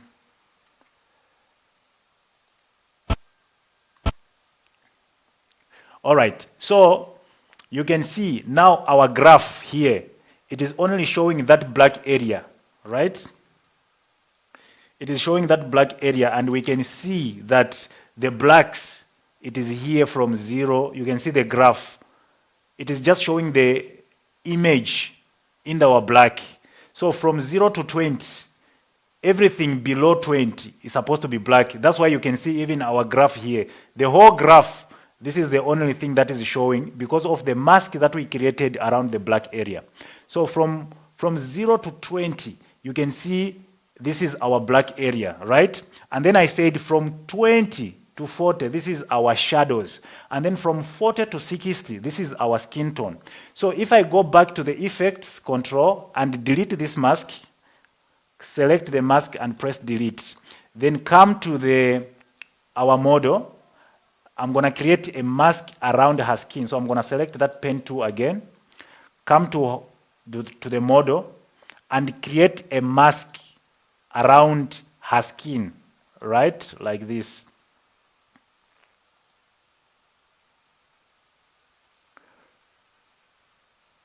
So now I have just grabbed the information around the skin of my model, right? So if I go back to the Lumetri color, let me zoom out. If I go back to the Lumetri color, you can see here that our graph is only rendering information in the skin tone area. So if I zoom on the graph, the skin tone is supposed to lie between 40 and 60. But now I can see the graph is going beyond, right? It's going beyond that IRE. These numbers are called IRE, right? International System Standard of Measuring Light. So from 40 to 60, this is where our graph for our skin tone is supposed to be. Now, what this tells me is the image is overexposed, right? So if I come to where our skin tone is, this is the skin tone, and then I go to the Lumetri color, and then what I'll do is, let me just zoom it out. I just hope you will see. And then I come to the exposure and reduce the exposure a little bit. As I'm reducing the exposure, you can see even the graph is moving. So my intention here is to make sure I bring this exposure between 40 and 60. So somewhere around here, it is good. So let me zoom that part a bit again. Right. Somewhere around here, you can see now our graph is between 40 and 60, which means our skin tone is evenly exposed, right? Our skin tone has got a good exposure. So I'll go to the effects control and delete that mask. Delete. So now this is the correct exposure for our model. So now we have the correct white balance. We also have the correct exposure, right? There is nothing much we can do here. As long as the skin tone is correctly exposed, that is what we want, right? Because the image was shot at night, so we have a lot of blacks. So when we go back to our Lumetri color, I don't know, it's always taking its time to load the graph. Now, this is the correct exposure for this image. You can see there's a lot of information in the black area here because the image was shot at night. But as long as we have our skin tone exposed properly, it means our image is also exposed, right? So we are done with color correction. Now, color grading. So after I'm done with correcting this image, so this is just one clip that I have corrected. What about these others? They also need to be corrected. So what I normally do is I'll just select that clip where I have made my correction, select it, then go to the effects control, and then go to where it says Lumetri. Let me just zoom that box a bit. Go to where it says Lumetri, and then copy this Lumetri color. I'm just gonna click copy, and then let me just zoom it out, and then I'm gonna go to other clips. Like I'm gonna select this other clip here, and then control paste, control V. Then I have pasted the same properties or the same attributes that is on this clip, and then I'm gonna go to another clip, paste, control V. I'm gonna paste it there. If it needs to be adjusted, I can always adjust it, but I was exposing the image the same, so there isn't really much to adjust. You can see this clip, control V, paste. You can see it is having now the correct exposure. It's not really like so bright. You can go back to this one, the last one, control paste. So now I have done my color correction. The image, the model has a correct exposure, no highlights. The colors, the white balance is okay. And yep, we are done with color correction. But in more videos to come that I'm gonna be doing live, when we do maybe editing a music video and stuff like that, you're gonna see more of this. So this was more like a small sort of things, just correct here and there, and then we are done. All right, so let's go to color grading. So after I have corrected my footage like this, what I normally do is to create an adjustment layer, right? So I'm gonna go to the project window here, right? Let me just zoom that part a little bit. I'm gonna go to the project window here and just right click and then say new item and then adjustment layer, and then it will bring the settings for that adjustment layer. So make sure the settings on that adjustment layer, they match our sequence settings. So it is 1920 by 1080, 25 frames per second. These are our settings. Just press OK. So it is going to create this adjustment layer. Let me just zoom out there. And then I'm going to get this adjustment layer and place it on top of all the clips. Place it on top of all the clips like so. So whatever that I'm going to do on this adjustment layer, make sure it is selected. Whatever that I'm going to do on this adjustment layer, it is going to be applied to all the clips that are beneath it. So color grading, what is color grading? Color grading is simply, this is more of a stylish look, right? We don't care whether the dress now is going to change to blue or not, but now this is where we are creating our own style of how we want the video to look, right? We are creating our own look. So it is different from color correction, because color correction is simply adjusting colors so that whites can look white, whilst color grading is more of applying our style to the video, like the way we want it to look, or to applying a look, right? So this is what we are trying to do now. So I'm gonna go back to the footage again, and then what kind of look do we want to apply here, right? What kind of look, before you even go and shoot your video, you need to know what kind of look, the end result of that video. Do you want it to look vintage? Do you want it to look like a blockbuster? Do you want it to look like an old video? So that thing, it happens before you even go and shoot. Don't shoot your video without knowing exactly how you want it to look in the end, right? Don't shoot your videos like that. So make sure you know what kind of look you are going for before you even go and shoot. I hope that is clear.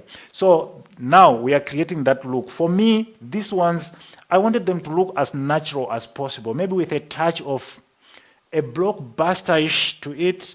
I don't know, but I just wanted the videos to look as natural as possible because they were advertising here, you know. So let's see what we are going to do here, and I'm going to show you a few adjustments and just a few techniques so that you can understand.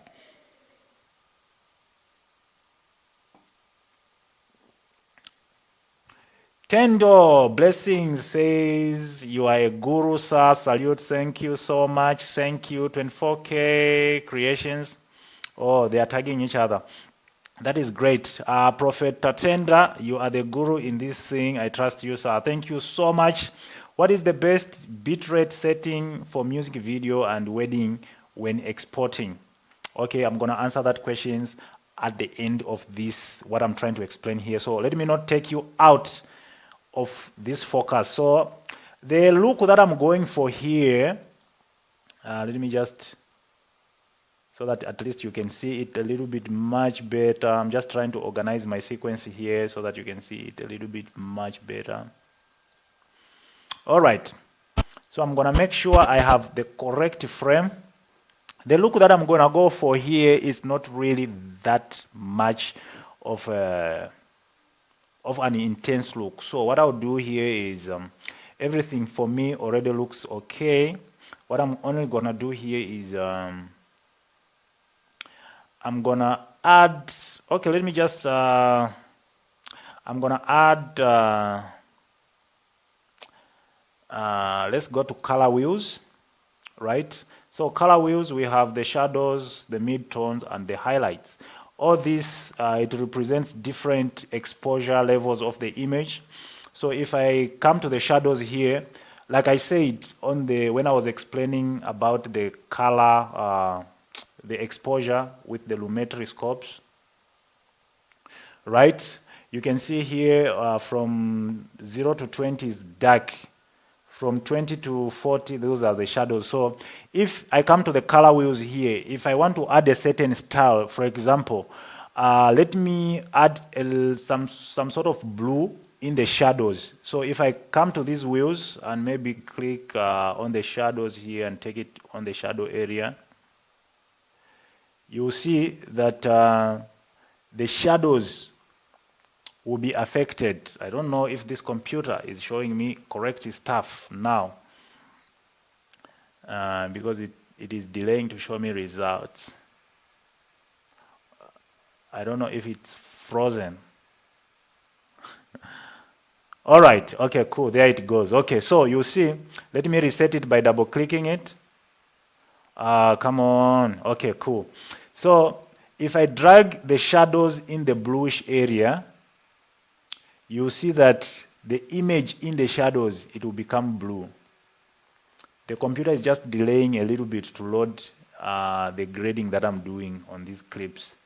So it is taking time to render the effects themselves. But yeah, there it loads. You can see I have added the blues in the shadows, so the image is looking a little bit blue. Let me actually do something like this and bring in these proxies, put them back there. Okay. It is taking time to load because my computer is very slow. Okay, so I'm gonna put the bluish in the shadows, and then I'm gonna put these mid-tones. Mid-tones represents skin tones. So since I have dragged the shadows in the blue direction, it has also somehow affected the skin tone. So for me to revive that skin tone, I'm gonna take the mid-tones. Let me just zoom here a little bit.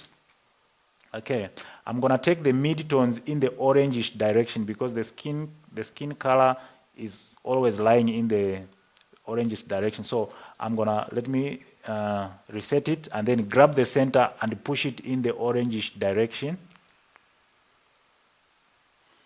And then I'm gonna grab the highlights and drag it in the orangish direction, just a bit, right? And what I'll do also is I'm gonna reduce the highlights a little bit so that the skin doesn't have highlights. I'm just gonna reduce a little bit, just like this. The computer is just delaying to load all these effects, but very soon it will update. Let me just take it a little bit back.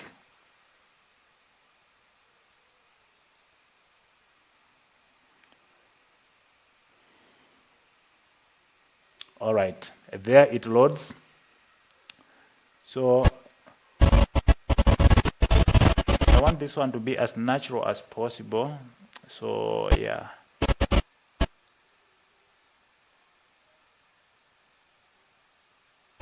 But now it's just taking its time to load. Okay, let's go to another clip. But you can see a sort of like the color grade that we are trying to do. It's only that my computer now is trying to give up on me because it's a small computer, I understand. It's a small computer. So, but then you can see we are starting to have a certain sort of a look, right? So let me just add effects. You see this icon here, it represents effects. So if I drag it and put it here and click OK, you can see it is here. So when I click on it, it takes away all the effects that we have added so that we can see before the effects and after the effects. So you can see we have this sort of like a bluish background, and the model is popping up. It's more like a blockbuster kind of a look. And what else can we do? Okay, so let me go back to that thing, to her face. I want to show you something again. Okay, so now whenever you are doing color grading, the one thing that you don't want to mess up with is someone's skin tone, is the person's skin tone, right?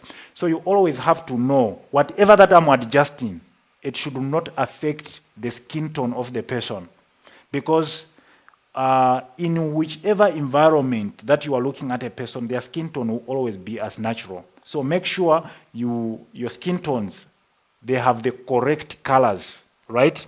So to help you know that this is the correct skin color, right, we're gonna use another lumetric property. Let's go back to the footage. What I'll do is I'll go to the lumetri scopes, and instead of using the waveform here, I'm gonna right click. Let me just zoom that part a little bit. I'm gonna right click and I'm gonna choose vector scope YUV.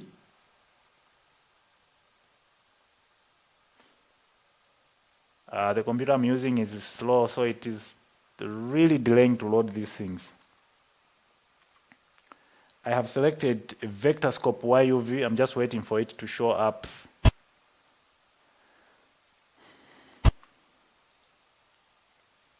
Okay, there it shows up, right? Yo, this is something else. Okay, I have the what do you call it, the waveform and vector scope YUV. So we are done with this part of the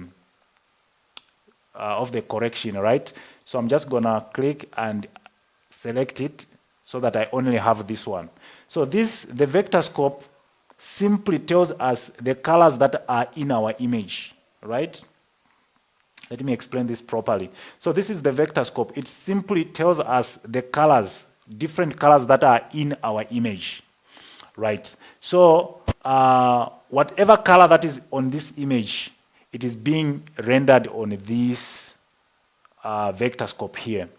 So for example, right, if I go to effects control, let me zoom that part a little bit. If I go to the effects control and then come to opacity and then grab this pen tool, and then I'm gonna go and draw on her dress, right? I'm gonna create a mask on her dress like this. It is just taking its time, but it's okay. Slowly by there, we will get there. I just want you to understand this concept. All right, so now I have created a mask on her dress. So let me just zoom out a little bit. I'm just waiting for it to render my effects. Oh no, I created on the adjustment layer. Sorry. I selected, let me show you the mistake I have made. So instead of selecting the clip itself, I selected the adjustment layer. So let me delete that mask that I have created. Select the mask, press delete on the keyboard. And then I have to select the clip itself like this. And then grab the pen tool. And then draw a mask on her dress. Like this. It is taking its time, but we are getting there. All right, let me zoom out.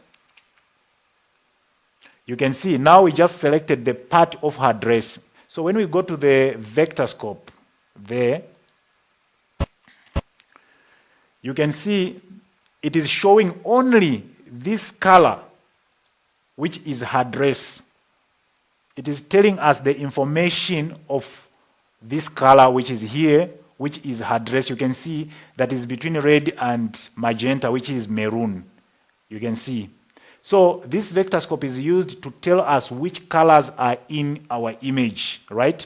So now that we know how to pick up a single color from our image, I'm going to go to the effects control and delete that mask so that we can have our image back. And then what I'll do is I'm gonna draw another mask, but this time on her skin. So let me just zoom this part a little bit. All right, so I'm gonna draw a mask around her skin like this.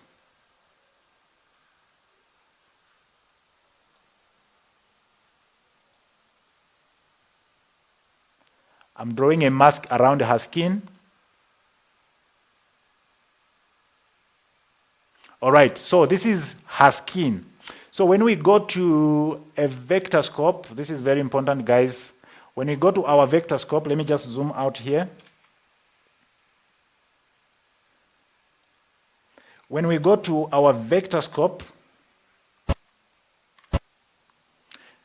now it is showing us the colors that are just on the skin, right?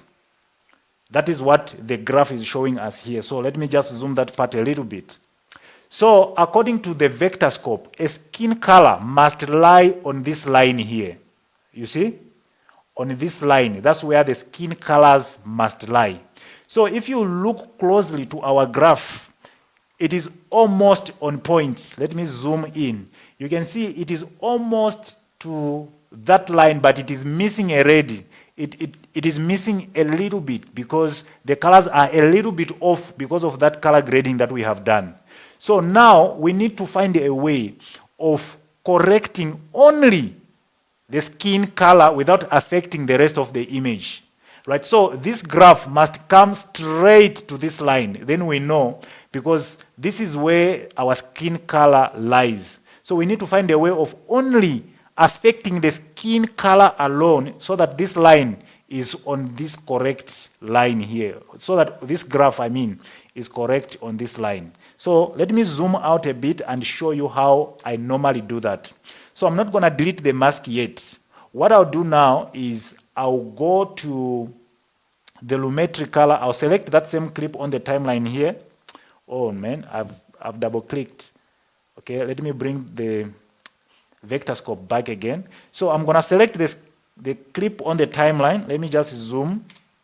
Select the clip like this. You see, select the correct clip like this, right? After you have selected that clip, then you go to the lumetri color and go to the curves, right? When you go to the curves, go down a little bit. So we have two different types of curves here. We have RGB curves and we have hue saturation curves. So when you come to, we have hue versus hue here, hue versus saturation. This will make the colors vibrant or less vibrant. So we come to hue versus hue. This is a trick that I normally use. Okay, let me just bring it here. We come to hue versus hue. Let me just zoom it a little bit out, right? We are here on hue versus hue. What I'll do is I'll select this eyedropper and select on the skin color, like so. You see these three dots that appears on this line. So this hue versus hue, it means you can change. Hue simply means the color. Hue is the color. So hue versus hue simply means changing one color to another color, right? So what I've done here is I have selected only this color because this color is having a little bit of reddish according to our vector scope. I'm going to change it from reddish to somewhat orangish so that it can match our line here. It can match our line here. So after I have selected with the pen, with eyedropper, I selected. Now it has given me the range of that color on the graph here. I can come on the middle of the graph here and raise this graph, right? As I'm raising it, I want you to see what is happening to the graph here on the vector scope. It's only that it is rendering very slowly, but I just hope. As I'm raising it, you can see what is happening now. When I'm raising it up, I'm changing only the skin color. Now the skin color is even more, it's even more away from our, it's even more away from our line. So it means I have to bring this graph a little bit to the orangish direction, a little bit here, until it lines perfectly on this line here. That's what we want. That's what I want. You can see, so you can see now it is lining a little bit because I have brought it a little bit down. So let me just adjust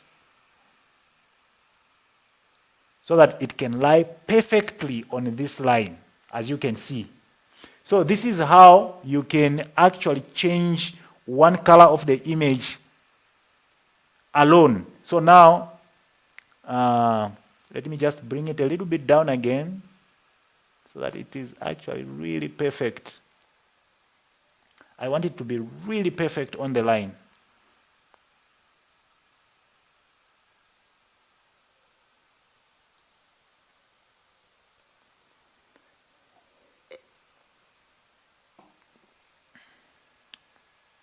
The thing is, it is taking time to load a little bit because I'm using a smaller computer. All right, now I can see it is lying correctly on the line. So it means these are our perfect skin color. So what this has done is it has only affected the skin color. So if I go to the effects control on that window there and delete that mask, delete.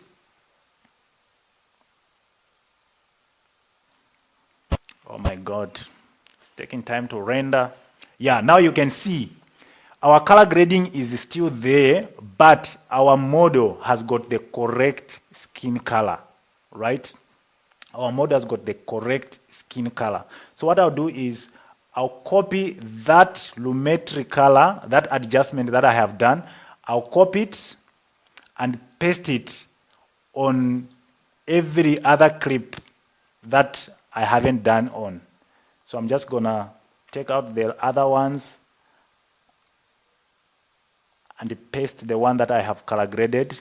So I'm just pressing Ctrl V to paste on the other clips.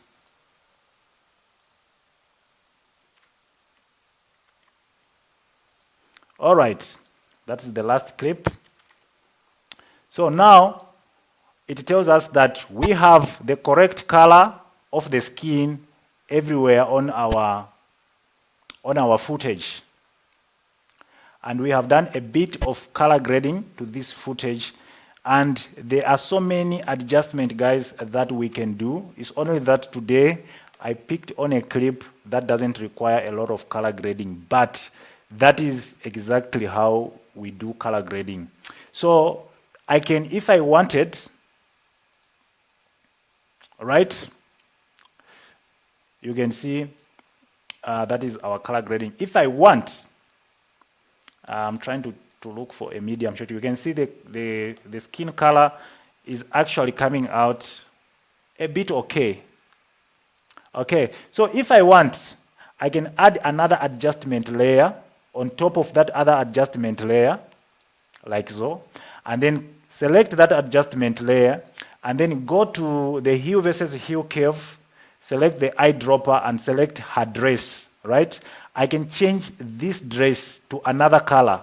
Like for example, maybe let's make it pink.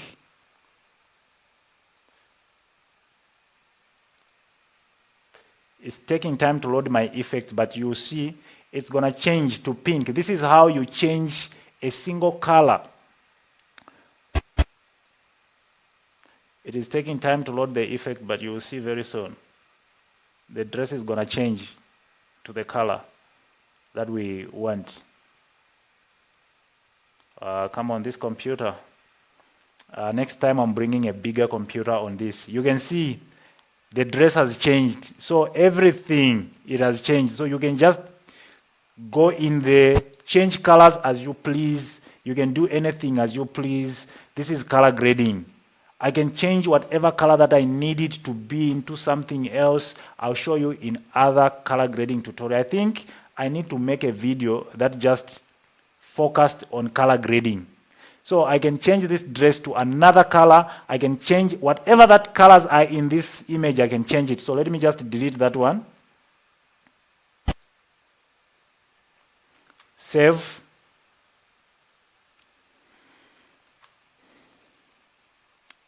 I'm just waiting for it to load. Okay, so with what we have done, let me just show you a little bit of what we have done so far. Otherwise, we are done.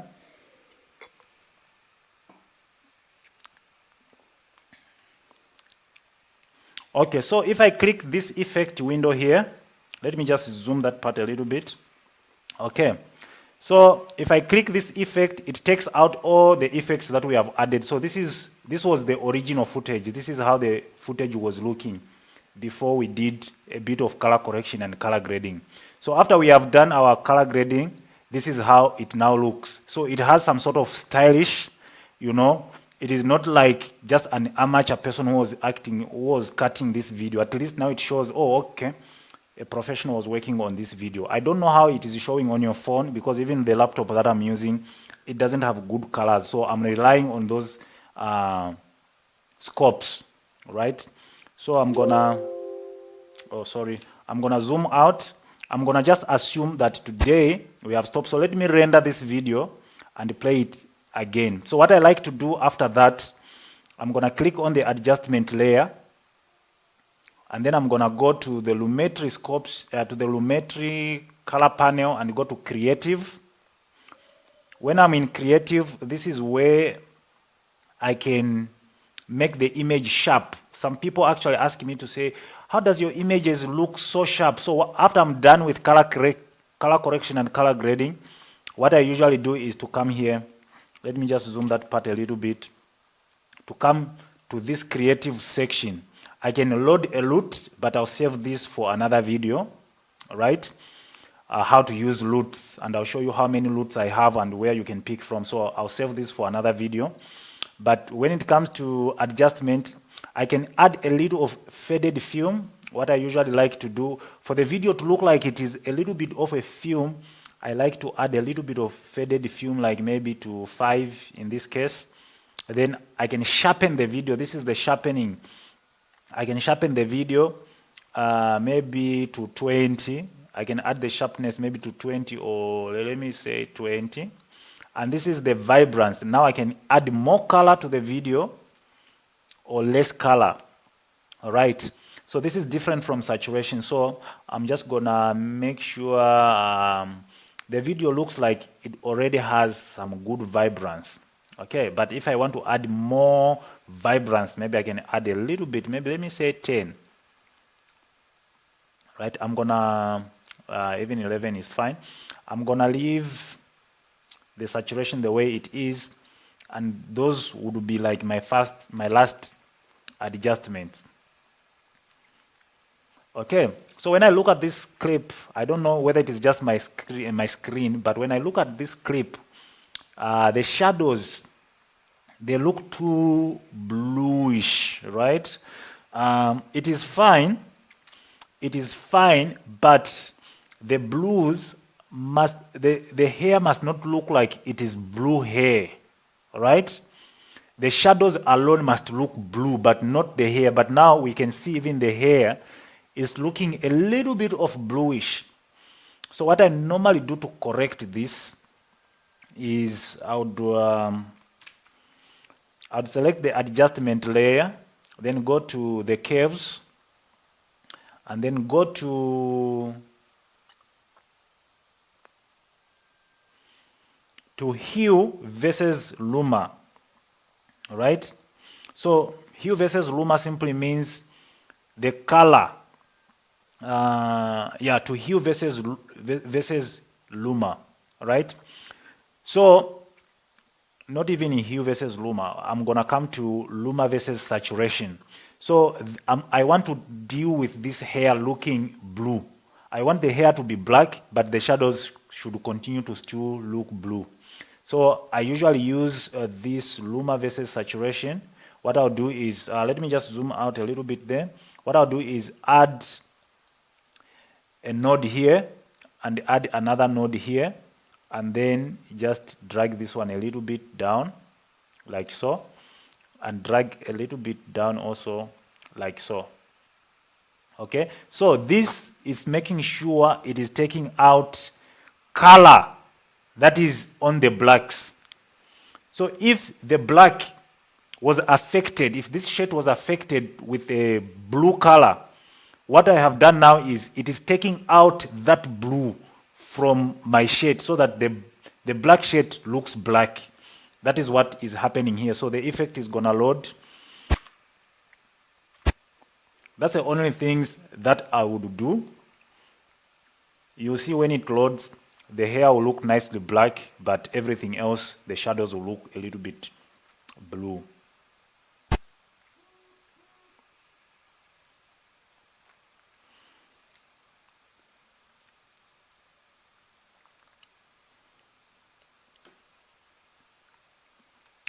All right, I think it has loaded. I think it has loaded. So let me export the video one last time, and then I can answer your questions, and then we can create another. You can see now it has loaded. Only the shadows now will appear to, let me just zoom that part a little bit. Only the shadows now would appear blue, but the black, you can see around here, like the black is correctly black. Only where the shadows are appearing, that's where it is blue. So that is great. All right, so we are done with color correcting and color grading our video. After that, we are done. After we are done, we just go to File again. Let me just zoom that part again. We go to File, and then we go to Export, Media. Let me zoom out so that you can see. Media. It is taking time to load and render this thing. Now we're going to export our final video. So I'm going to go to Sequence. I'm going to write Final Export. And then let me just zoom here, walk you through the settings one more time. So format, make sure it is on H264. And then the preset that I like to use, since this is HD, I'm going to make sure it is on high quality HD. And then on the video settings here, make sure the video settings are selected. Make sure the video settings match the sequence. So we had 25 frames per second here. The dimensions here are correct. Then we go here. I'm going to select render at maximum depth. And then make sure PAL is the one that is selected here. And then we go down to bitrate. And since this one, we are going to put it on social media, I'm going to put VBR 1 pass. Make sure if you have added effects, make sure you select VBR 2 pass. So the first, it will render first effects to make sure that effects are rendered correctly, and then it will render the video. So that is 2 pass. But before I selected 1 pass because I didn't add any effects. So anytime you have rendered, you have put some effect in your video, on your video, make sure you select 2 pass on the render. That way the video will render properly with high quality. All right, so the bitrate, I'm gonna make it, this time I'm gonna make it 7. You can see the estimated file size. When I put it on 7, you can see it's coming to 16 MB. It is HD, but you can see the file size is very small. And then I'm gonna also maximum bitrate, I'm gonna make it 7 as well. And then I'm gonna select maximum render quality here, and then select export. So my video, my final video now is exporting. So as it is, 1.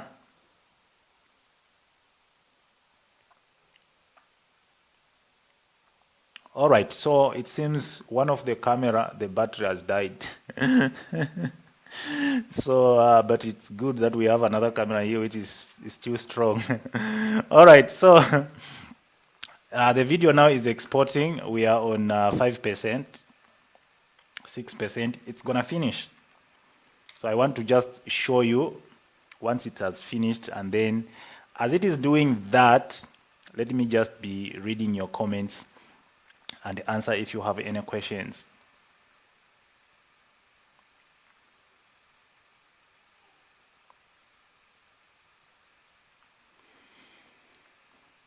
You are really a good teacher. That is Mr. Chanda Walia. Thank you so much, Mr. Chanda. And is it to buy as well? After this class, I'm going straight to your YouTube channel for more. Thank you so much. My YouTube channel has some content, like some killer content, but guys, I don't know how much you really want this thing to work. Check out my online film classes. These things that what I'm teaching you now, it's like 2%. And I mean it. It's like 2% of what is on my online class. All these stuff like the lumetric color, going through different types of color grading, almost 10 different types of color grading from beginning to the end. You find, especially that color grading class of mine, it is packed and it's the most selling class on my website. Then we have Adobe Premiere Pro. I went through everything about Adobe, the whole interface, each and every button, what it does, even color grading, each and every button. I went through all those stuff. You know me, when I try to do something, I explain it in detail. So you can find very useful information on my YouTube, because some of the videos on YouTube, they come from my classes online. But if you can subscribe, if you can buy one of my class, if you can buy one of my class on my online film class, oh my word, it is packed with a lot of information. This sort of color grading, if you just buy that color grading class, you'll never struggle with color grading, because before you even go and shoot, I explain properly the factors that you need to take into consideration when you are shooting a video for you to color grade it later. The clothes that you are selecting, colors that you are selecting, your way of modifying light so that you can get the color grading that you are looking for. All those things I've explained them. So just visit my website, ufc.unifyfilmclass.net. I have all these things explained in details. So I have just touched a little bit on color grading now. Maybe the next live, we're gonna just focus on color grading alone, because now we're editing color grading and everything. So it's quite a lot and it's quite long. Now other people have even forgotten where we started from. But next live, maybe we can do color grading. So as the video is rendering, it's on 21% now. So as the video is rendering, oh my God, this bad boy here, it is going. It has to go. It has to go to the new owner. So how do one get to win this? All right. So instead of me to choose a random person, I want this, everything that I give away, I want them to go to the right hands. So what I have done is, the video is still rendering. Okay, it's not a problem. Let's see if maybe I can, let's do this maybe. So in order for you to win that monitor, I have so many videos here. Let me just zoom.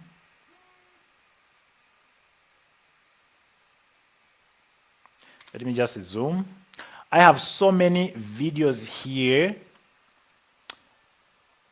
of the same clips, you know, that I was trying to show you. So I have uploaded this video on WeTransfer. Yeah. Okay, we're gonna start with that one. Where you are checking your properly. Okay. Oh, I have uploaded this video on WeTransfer. It's the same thing that I was editing just now. Okay. In 3, 2, 1, 0, action. It's the same thing. So I was taught to do these Instagram reels for this company. There were 30 in total. So I have uploaded these clips for this model. Right?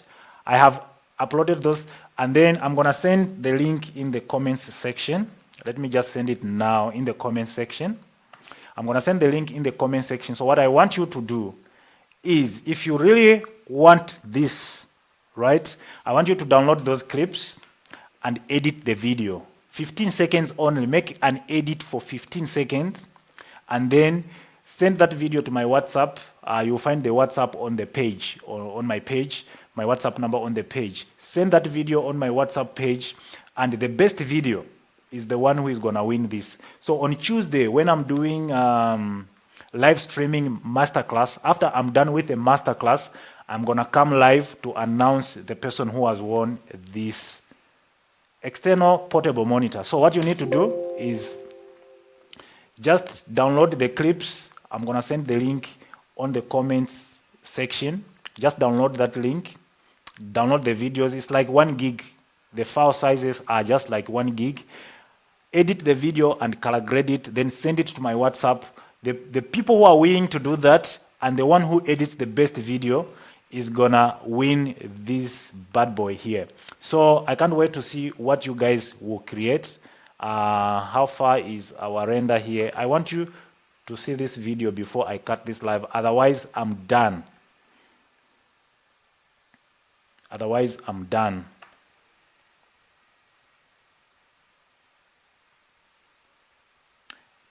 Let me just check what you guys are saying and answering your questions. Then we are out of here.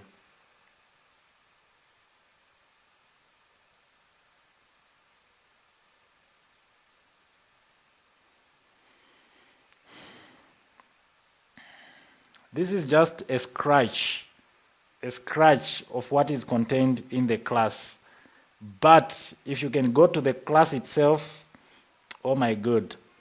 All right, I really enjoyed your online class, though at first I was doubting that you might be a scam, but wow, it is just wow.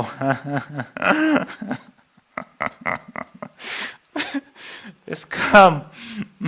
I understand. Thank you so much. Challenge accepted. Should we make the reel in... Yeah, good question, Mr. Mev. I think make the reel in landscape, just like what I was doing here. Because some people actually wanted me to go through Instagram settings, which I haven't done because of time. So make it in the landscape like what I have done here. So just edit those clips and send it to my WhatsApp. It's coming to Zambia, the external monitor. I can't wait. On Tuesday, the moment I just come here live and announce the winner, the following day, early in the morning around 10, I'm going to ship this monitor. Whether it's going to Zimbabwe, Botswana, Zambia, I'm going to ship this monitor. This monitor is still new. It's still having its bag. It's still having everything. You're really going to enjoy it. It's a gift from me to you. And it costs around 4,000 rands. In other shops, it's 8,000, because this is one of those premium ones. You know, there are those fake ones. Then there are those premium ones. This one is one of those premium ones. I bought this one 7,000, and I'm giving it to you. All right.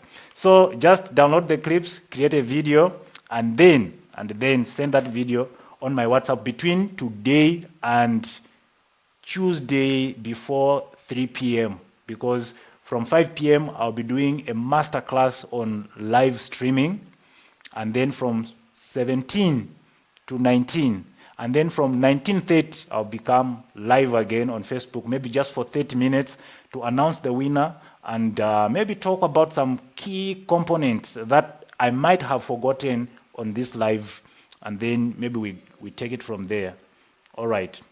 You are amazing, bro. Consumed a lot of information. My brain storage is full. Need more storage. Where do we download the videos? I'm going to send you the link right now. In fact, let me do it now. By the time... Okay, let me see if I can do it now as I'm still live. I'm just gonna download, I'm just gonna upload the video, then you download. What time is the live masterclass? The live masterclass is gonna start from 17 hours or 5 p.m. to 19 hours or 7 p.m. So the masterclass will be recorded as well. You see, like what I have taught here, maybe you didn't have a computer to follow along. So even the masterclass, it will be private via Zoom, but I'm gonna record it so that the people who have registered, remember registration is just 200 kwacha or 200 rand.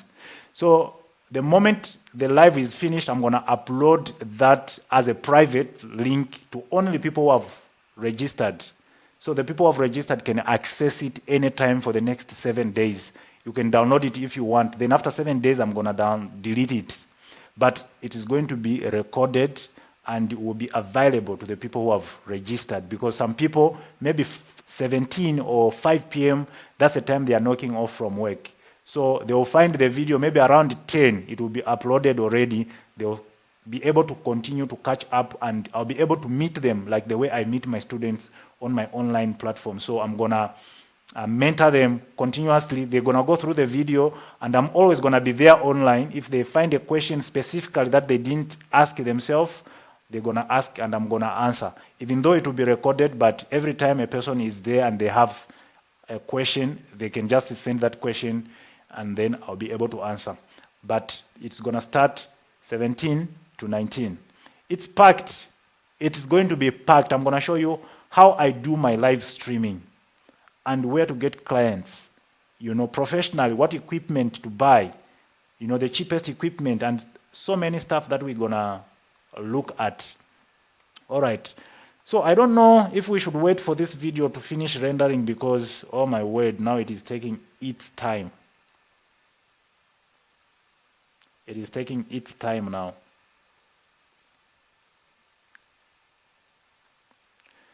It is on 53%.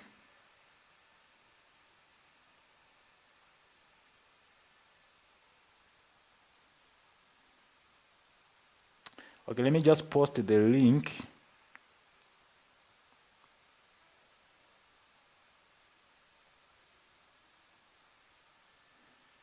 I'm just posting the link now for you to download the clips, then edit the clips, and then send. The person who edits the most beautiful video is the proud owner of this clip, of this. And I give a lot of stuff. There's cameras. Now I have a lot of stuff, guys, that I'm going to give away, because I haven't done giveaway in a long time. So this is the period. If you want to get something, whether it's lights, whether it's hard drives, whether it's cameras, whether it's drones, I have a lot of run-ins there that I don't use. I'm giving away. So anytime I'm going live, I'm giving away something. Even on the masterclass live streaming, I'm going to give away capture cards, maybe 3 of them, 2 of them, or 5 of them. It will depend, because I have them. Even on the workshops that are upcoming in Zambia and South Africa, I'm going to give away 10 laptops for editing. Even the one that I was using now is among the laptops that I'm going to give away. I'm going to give away 20 video lighting, 20 of them. I'm going to give away 10 hard drives. So I have got a lot of stuff to give away. Just make sure you are around.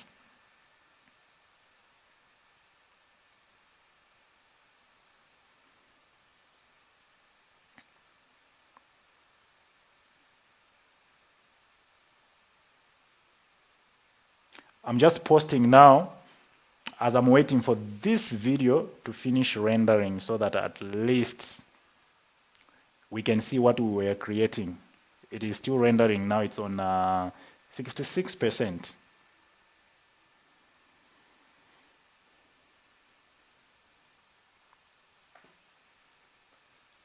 So for those people who think maybe this is a scam, I don't scam people, guys. I'm just doing this as a revolution. I want a lot of filmmakers to start teaching what they know. Even myself, I don't know everything, but the things that I know, it can benefit someone who is starting. My focus is not everybody. My focus is for the people who are starting and for the people who are in the game, but maybe they can learn something from me. You get my point? So this is a revolution because it's not a lot of filmmakers in Africa. For you to learn filmmaking properly, you should learn from people who are in the same geographic position with you. So the best way for an African to learn filmmaking is to learn from other African filmmakers. I see a lot of upcoming, they watch these YouTube videos that American filmmakers they create. It is not a problem. Even myself, I watch them. But there are so many, the challenges of videography, the challenges an American videographer can face are different from the challenges an African filmmaker can face.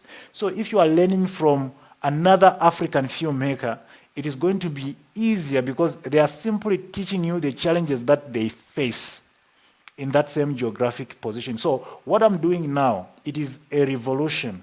I want at least another filmmaker to start doing what I'm doing now, and another one and another one. Very soon we will have this community of talented filmmakers. I have seen quite a videos from African filmmakers, but not in the way that I do them.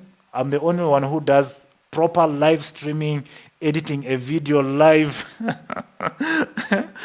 And you can see everything is connected properly. I want other filmmakers to reach that level of professionalism so that they can reach a lot of other filmmakers.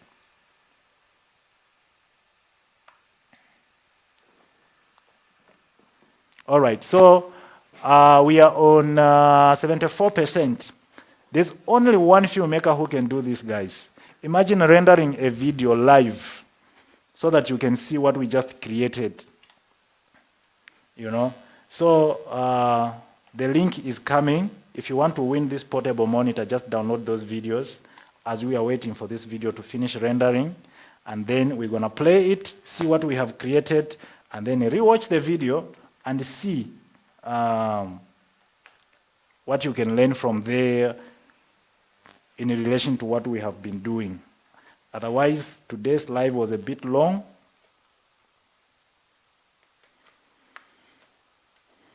The next live, we're just going to focus on color grading because I can see this topic, it needs attention, right? Maybe we can do a paid version.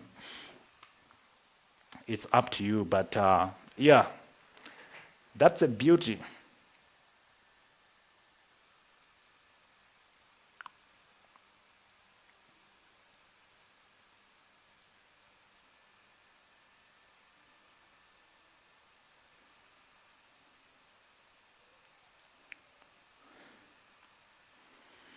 All right, now we are on 79%. Thank you so much to everybody who has joined this live.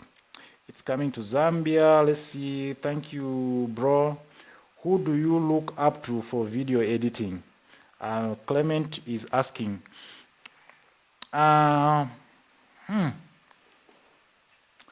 The man that I look up to for video editing is James Cameron. Not really like video editing because I already know video editing. Video editing is not really like I have to look to somebody.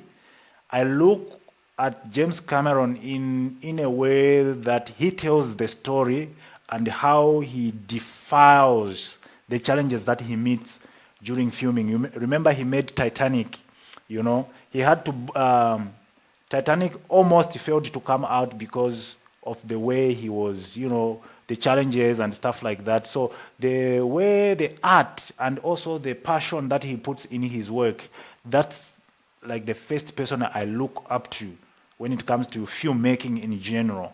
But video editing, like I said, video editing is the simplest. It's just really like cutting clips, joining together, and I don't really look up to anybody in terms of video, but I look up to other people in terms of creativity, how they organize their work when they are going to shoot. But the first person is James Cameron, and then there's another filmmaker who made Lord of the Rings. I think he's Spielberg. Yeah. No. What is his name again? There's another filmmaker. When it comes to camera movement, that man is insane. I'm gonna look his name out. I think it's Spielberg or something. So those guys, they inspire me. James Cameron, storytelling, and also the passion to finish the work, and also the creativity, and how he wants things to be perfect. I think James Cameron is